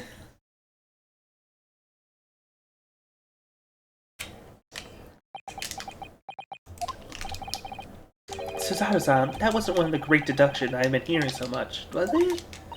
Well, the stories are full of Mr. Sholmes' brilliant deductions, you know. But that did seem a little different somehow. Excuse me, Mr. Sholmes, could you come here for a minute? Pray, what can I do for you? Why your deductions? Would you mind? Not at all, go on. Well, to start with, there's the newspaper article. I think we had the same discussion before, but these two men look nothing like each other. Ah, yes, I recall our discussion earlier, and at the time I believe I told you that the man is a revolutionary, well able to revolutionize his appearance. But in fairness to Mr. Sholmes, Mr. Roylott does look more like this man than you do. That's not the point. And another thing, the part about abducted ballerina. Indeed, a truly startling revelation. At first glance, the case would appear to be too small to accommodate a young woman. Not just first glance, it is too small, clearly. You're looking to find a 5-year-old child in the case, even if you push really hard. I suppose the missing ballerina is a 5-year-old child, is she? You mean you don't know? No, the young lady is 15. No, I didn't know. How could I? Well, she's 15. Then 10 years worth of her would be poking out from the case. Some years ago, I read something pertinent, I believe. A group of men consuming vinegar daily in order to promote a certain lightness in their bodies. Vinegar? For such a sour bush, it would be simplicity itself to contort oneself within the confines of that small case. Oh dear, you might be thinking of contortionists in the circus, Mr. Sholmes. This whole thing is turning into a circus. Mr. Haruhodo, something's occurred to me about the Sholmes' deduction just now. I think his powers of observation are, well, magical. This gets to the heart of the matter almost instantly. It's just where he directs his attention, his logic seem a little off. And a little, maybe a bit off itself, Mr. Suzato. It's just one or two key words in the deduction that seem to let him down. I was wondering if we might perhaps tactfully switch then for alternatives. What do you think? Switch some key words in the deductions. Yes, but very tactfully. I'm sure we could do that. We don't like the true genius of his great deduction. Precisely the thought that was going through my own mind. This man is a lot of work.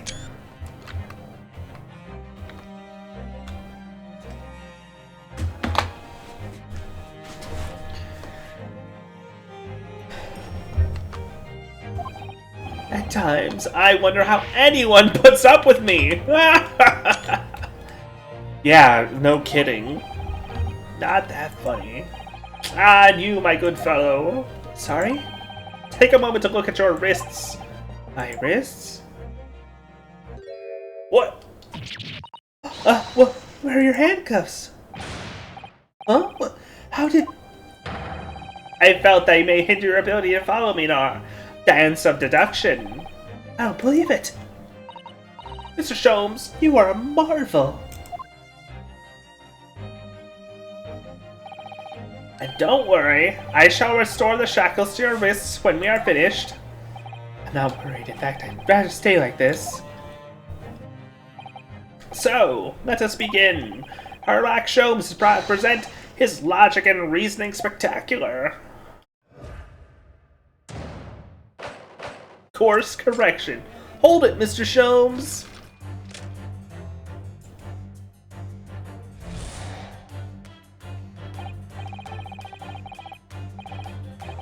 obviously. What catches the eye in the first place?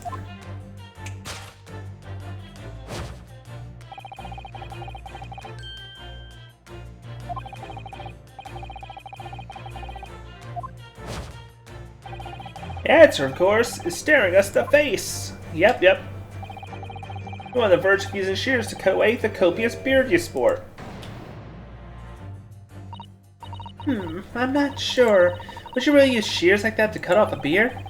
I doubt that's something I'll ever have to worry about. Doesn't quite sit right with me, though. Doesn't seem to be sitting right with Mr. Roylott either. Means, I suppose, the deduction is wrong. Let's try to switch a key word here, said Naruhodo. See if it helps. Alright, but how?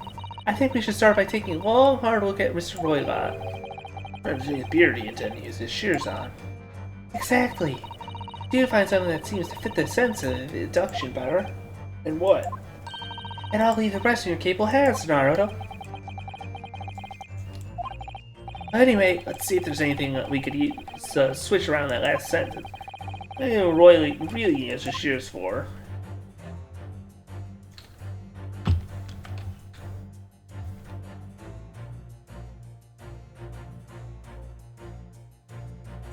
Oh! I had to do it. Golden locks.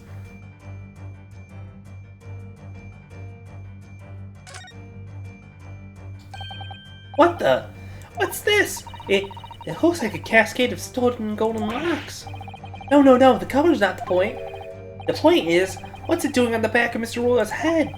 And how is it growing out from underneath his thick black hair? Yes, that's true. So it's stunningly beautiful and stunningly surprising. Definitely not right here.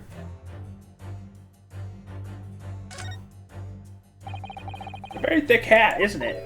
Ah, that's the secret, you see, Naruhodo-san. Don't you know? Secret? What?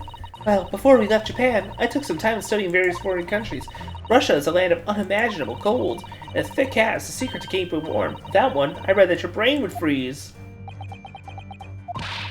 That was just one of many fascinating snippets of information in Oh, Mother, not Russia. I think maybe you picked the wrong book there.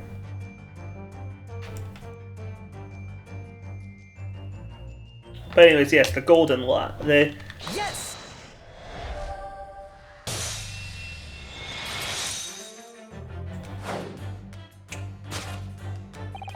You were on the first of using the shears to cut away the golden locks you sport. Indeed, you have identified the precise detail I was intending to expose. Such long, lush golden hair simply does not befit an old man. You're not a man at all. You're a woman, and judging from the length and sheen of your hair, once sterile very much in her youth. Oh no. Only I had managed to cut off my hair. No one was suspected. The question then begged is this: why do you desire to use some of these magnificent locks? Once again, the answer is plain. We have clear evidence to shine the light on the matter. Yep, is the revolutionary article. Wrong. Yeah, that was a shock. I didn't know the old man is a young woman in disguise. Did you? What? Why are you staring at me like that? Yes, it was a surprise. Naruhodo-san, you're enjoying this, aren't you? Sorry? You look like you're in your element as you dance around this room deducing the facts of sholmes. I'm just doing what we agreed at. I'm not having fun or anything. This is strictly business, not strictly Yes, I understand. Say no more. Yes, you two can make out later if you're found innocent of the murder you did. Next show, deduction. I haven't seen picked out doesn't fit the facts at all now. No, that's not true, given that Roylott's a woman. Exactly, he, or rather she, can't possibly be this revolutionary, because the deduction as a whole is taking a different direction now. Yes. Let's switch the evidence for something else. It's the facts as we now understand them. Who's her true identity, huh? Oh, that's simple.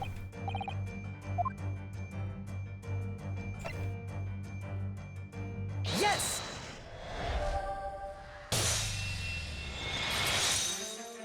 article about the ballerina. Arby's, Arby's. you're making a mistake. Nope, nope. That was the correct evidence. Sorry, Arby. Hi, Glass. Hello. Hi. Oh no, I never hit connect on the stream avatars, and they've been gone the whole time. I'm sorry. Accident. There you guys go. Enjoy your little dudes. As I throw you all around the room. Whee! Whee! Whee!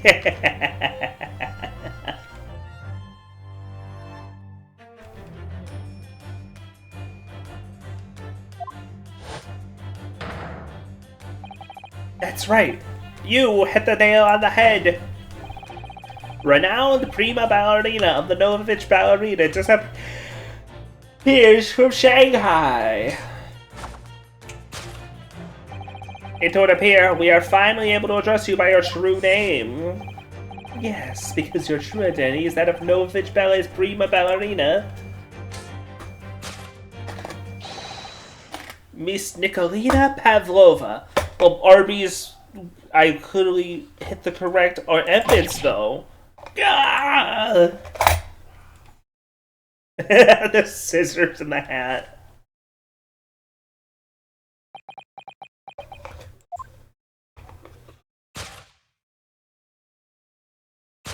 Fake beard? Fake hair? Wig? Oh shit, she is pretty. You're right. My real name's Nina. I mean, Nikolina Pavlova. But please, I beg you, don't tell anyone.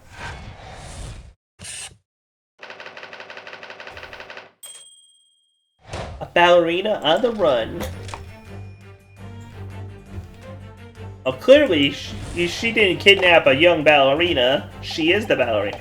As for my second conclusion, she is Arby. Oh, that's why she didn't want to present it. She didn't want me to expose it. You are at this very moment on the brink of committing a most grievous crime. And the proof of this crime, over there. Oh yes, Pavlova. Taken unawares, people of prosperity let their eyes straight, you see. And I assure you, the eyes speak so much more eloquently and honestly than the mouth. The answer we seek lies where the furtive glance falls. The proof of your crime sits before our very eyes. Yes, that traveling case. So who is the ballerina? And she's right in front of her eyes. So clearly she can't be inside the traveling case as well. Oh, that's right. Seems she wasn't abducted at all. In that case, what's the crime this young lady was committing? I can see I'm gonna have to step in and fix the great detective's mistake again. You seem to look pleased, Naruhodo-san. Do you like the idea of having our chance to dance around Mr. Sholmes? Huh? Oh, you little... I don't want to say this sort of right now, but just... Stop it. Anyway, there must be something here that shows what the woman's up to. Oh. Well, that'll do it right there. That, it just ever so slightly out of camera, the tiara. Yes!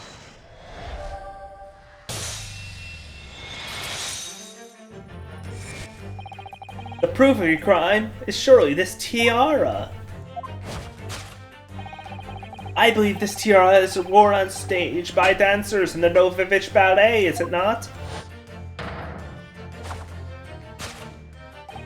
Indeed, it would appear to be identical to the tiara pictured here in this newspaper article. And the reporting is to be believed, it's an item worth 20,000 rubles. In summary, the crime you committed is theft. Oh no!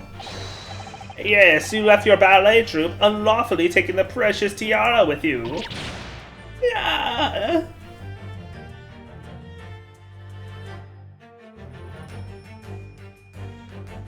I love when people in this franchise just get physically injured by what. I have no one, no family, no friends, no... I am alone and I need money. But I did not steal the tiara. It was a present from, how do you say, an Earl of Prussia? It belongs to me. This girl is only 15 years old, and she's run away all by herself. She must be extremely lonely. Alright, I will tell you everything. There's no point to hiding it now. Come, come, let's not be hasty. What? There remains one unsolved mystery about you. Mystery? What do you mean? You have staunchly refused to open this traveling case of yours in our presence. Dream will conclude, therefore, that there exists some reason why you want it to remain closed. Is it not so, Miss Pavlova?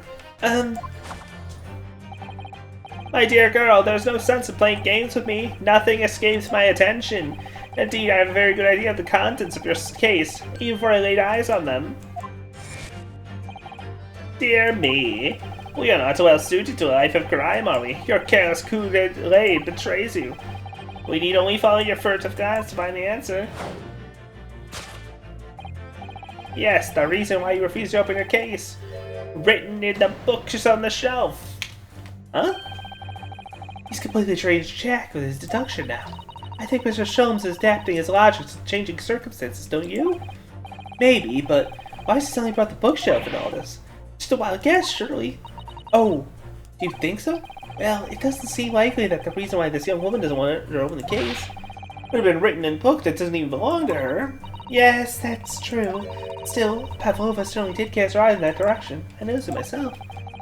There has to be another reason why she won't open a case. It must be somewhere in the same area, if that's where her gaze went and brought to. I agree, that's the only answer. What is she heading inside that case? She revealed by how far in her direction the book.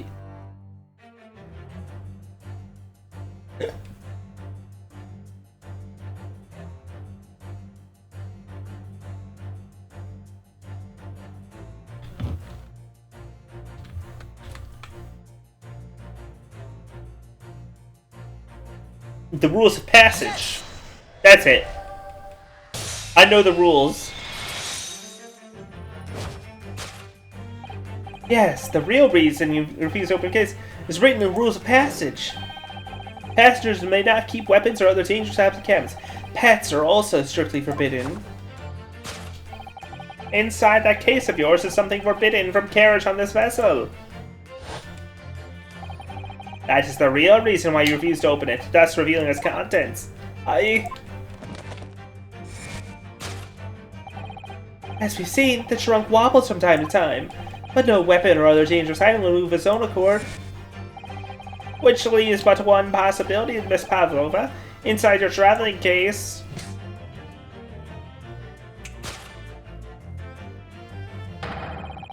is the last item listed as forbidden in the vessel's rules of passage. A pet.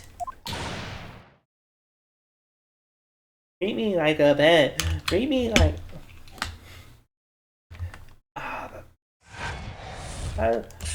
How the lyrics of that song go? I don't...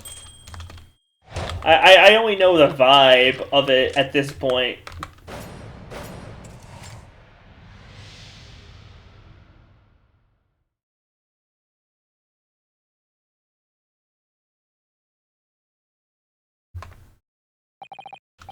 So clearly, you aren't who you said you were. No, I am not Grimesby Roylott. My real name is Nikolina Pavlova. Everything you said was correct. You absconded during one of your ballet company's performances in order to escape your homeland. Later that same night, you stole aboard this vessel. Which couldn't have been easy. Bury is a huge steamship with a vast crew. She really snuck on board that being noticed? Your scheme. You somewhat recklessly took the guise of an old gentleman, and you intended to sever all links to your past by severing your long hair. Yet to a woman, hair is no trifling matter. My personal recommendation is to leave well alone. Oh, it was just you? About to get your hair off your hair.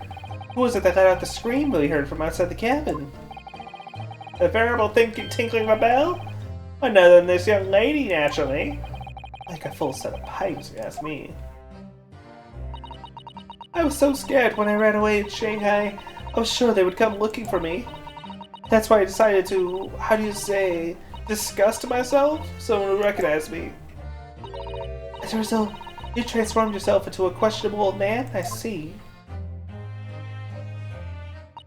I put on the fur hat and fake beard, then, just before you came in here, I saw in the newspaper, right on the page, there was a picture of me. I was so frightened, I couldn't stop from screaming. I knew that if I didn't change my appearance completely, they would find me. So I decided to cut all my hair as fast as possible. Picked up the scissors in my hand and... At that precise moment, we walked in through the annoyingly unlocked cabin door. Things happen like that sometimes, don't they? Things do indeed happen like that from time to time. It do indeed be like that on this bitch of an earth. Are you two even talking about the same thing? There's just one more thing I'd like to know. What exactly do you have inside your traveling case? You are right. It is my dear friend inside. My only friend in the whole world. Please, don't tell anyone. If Captain finds out, you say it to crew. Your secret is safe with us, I assure you, but in return... A hydrate? Sure thing. You must tell us in as much detail as you can muster about the events of last night. Arby's, we have the meat. Ah! What? Arby's, we have the meat. Well, Mr. Naruto? Wasn't it something, Mr. Sholmes' great something deduction? It was certainly something, yes. I'm just not entirely sure what. But this Mr. Pavlova, he shows what she knows. It's incredible. Indeed, it is incredible. Please. Ah, and one more thing. Oh, yes? What? Observe your wrists. My... Ah! Your hands are cuffed again! What? But how? True to my word, I've restored your shackles. When and why? There's still a shadow of guilt cast over you, Mr. Naruhodo. I'm sorry to say, it can't be helped at the moment. Can't it, really? Anyway, let's listen to Mr. Pavlova has to say. I can't go on not knowing. I have to find out what the speckled band that Kazuma-sama wrote about in his diary really was.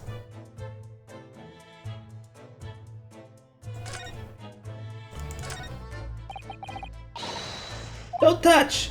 Huh? I will tell you what I know about last night. But please, you must not touch my things. How do you say, forbid it?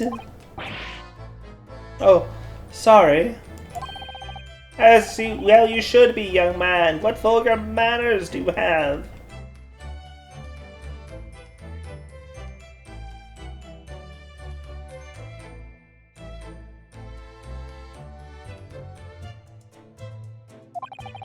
Poking around a young lady's private belongings. Neither shall I allow it.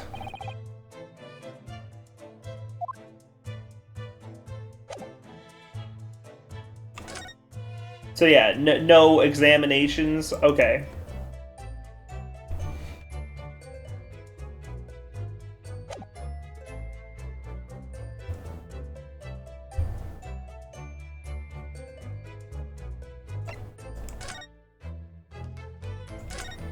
What happened last night?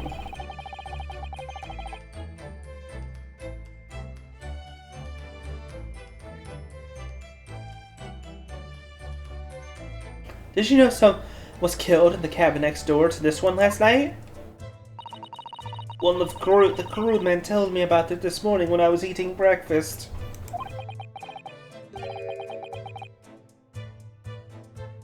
The man who died, he was a friend of mine. Oh, that's why we're trying to find out what happened. Did you notice anything unusual last night? Perhaps you heard a strange noise, for example. Perhaps people talking? Perhaps the ship was absorbed in a wild tempest? Perhaps the steam engine exploded? Perhaps everyone on board would have noticed if that had happened? Miss Pavlova, is there anything you can tell us?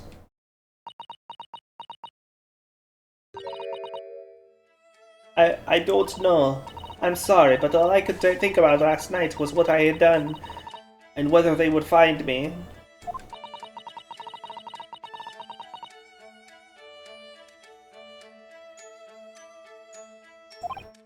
Oh, I see.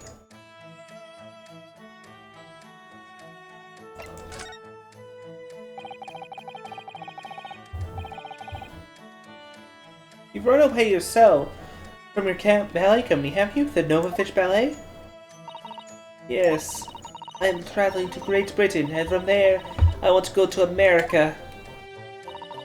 I will never dance again. I want to forget everything about the ballet. I will start a new life. You wish to forget? A challenging proposition. Well, you have that striking tiara as a reminder. The tiara is mine. I need it to live.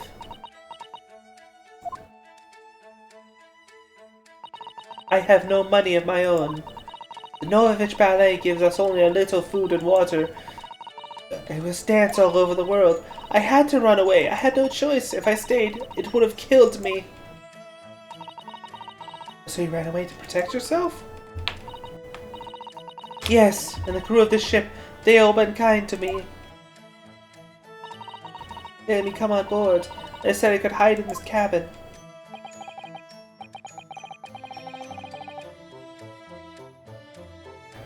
If that is indeed the truth, Miss Pavlova, it creates a most interesting conundrum. Yes, it does. What do you think about it, Mr. Naruhodo? Me? Oh, well, yes, of course. I think we should hear Miss Pavlova's explanation. What conundrum? I'm not sure, but...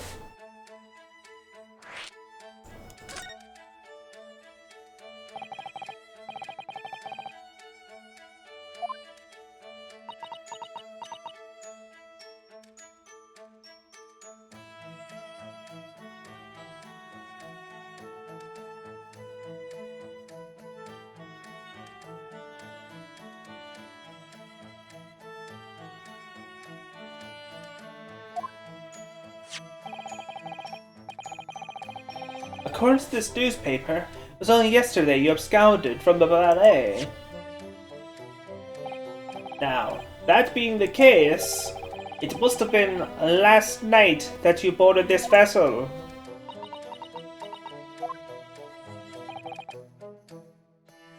However, the SS Buria stopped by no port last night. Ah, that's it, of course. So how is it, pray, that you came to be aboard?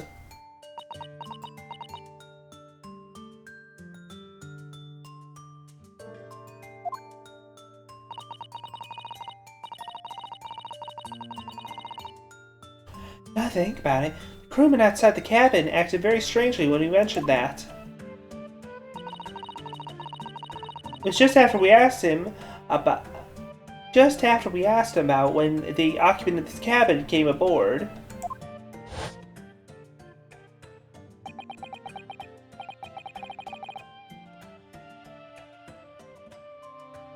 That is not your business.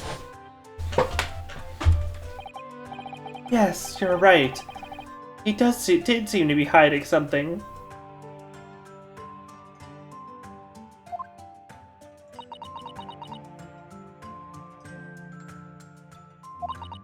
Pavlova.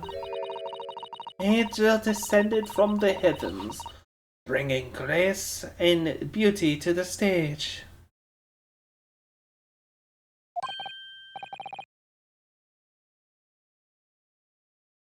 Sorry, what was that? It is how the Russian newspapers described one of my performances.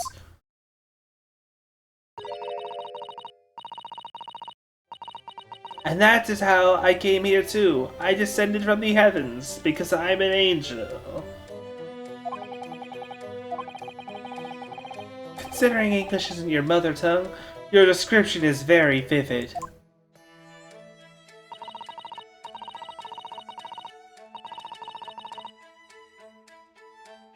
Mr. Sholmes once said, I didn't read what I actually...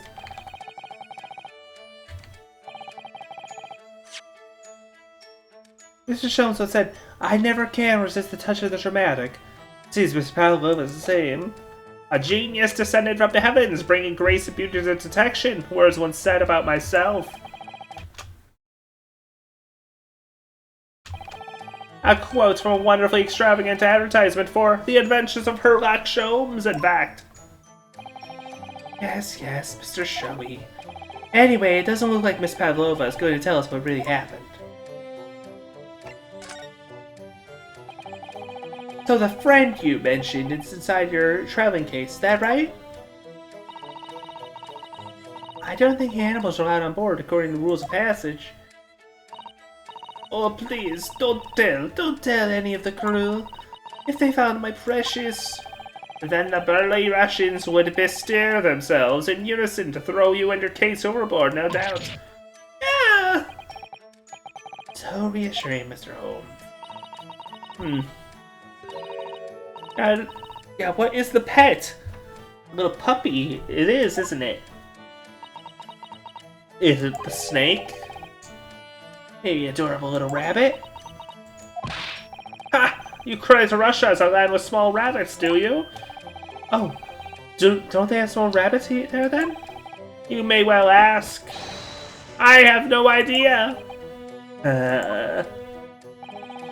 You two are miserable bunglers when it comes to understanding the true nature of young ballerina's friends. Isn't it obvious? It must be a chicken. Really? Consider benefits. A rousing wake-up call, daily fresh eggs. And whenever she strikes, it could satisfy the needs of a sustenance. So you'd eat your friends. I'll remember that.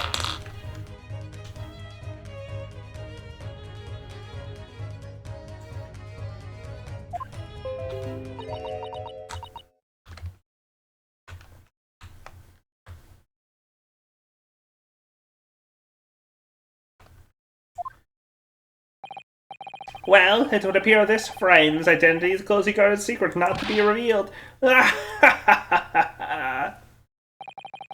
She obviously doesn't trust us yet. There's something I'd like to show her, though.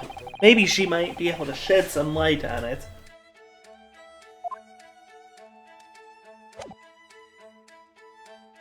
Yes.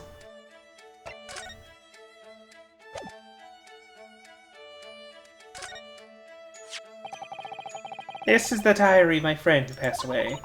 His diary? Yes, he wrote in it last night before he died. Something a little unusual. It reads, 1:23 a.m. I can hear a faint whistling sound. And then a few minutes later, 1:35 a.m. What looks to be some kind of speckled band is dangling from the ventilator grill. A speckled band? I don't understand. It's strange, isn't it? The ventilator he mentioned joins this cabin, you see. It's up there on the wall. In other words, this cabin and the victim's cabin are connected together. Oh! Miss Pavlova? Has something occurred to you? Does the speckled band the victim mentioned mean something to you? Or the whistling sound, perhaps?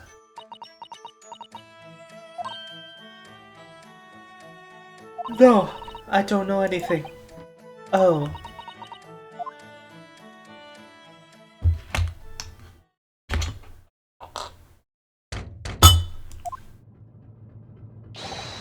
Excuse me, Mr. Reinhardt.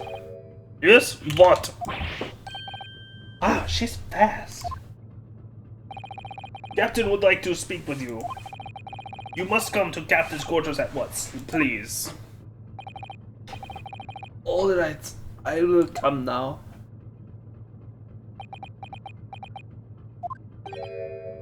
What?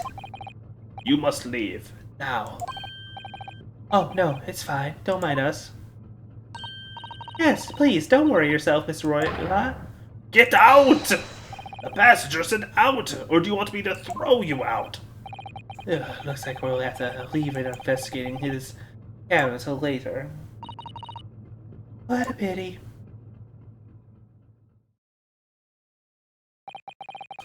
And so we lost our chance. Having still not managed to investigate Miss Pavlova's cabin, we were unceremoniously chased out. That is to say, we were quite literally picked up and thrown into the passageway outside. Oh boy. And we still don't know what the pet is.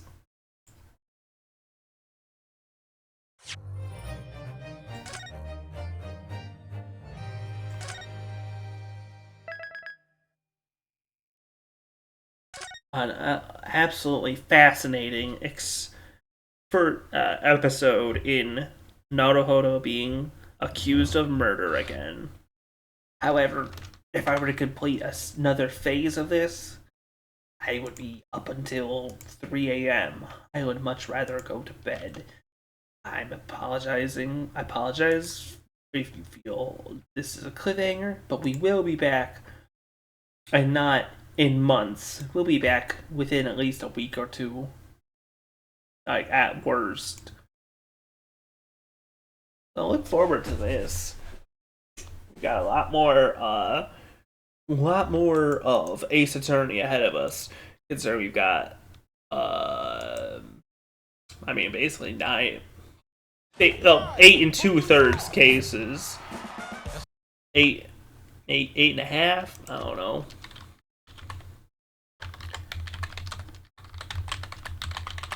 Anyways, JD is doing a late night stream of its own. JD's playing Midnight Suns late at night. Go say hi to him. Have a great night. Better tomorrow. You can find me tomorrow night at around 9:30 p.m. About the same time. Maybe a bit later than that because same problem. But tomorrow will be The Sims for PS2, probably, and that'll be a fun time. And then Saturday will be it will be Earthbound. Definitely tune in on Tuesday because it's the birthday stream. Going to be a lot of talk about the where the channels be going for the new year, and also we've got a forum on Blue Sky. My pin. Check me out there. But okay, go say hi to JD. Have a great night. Bye.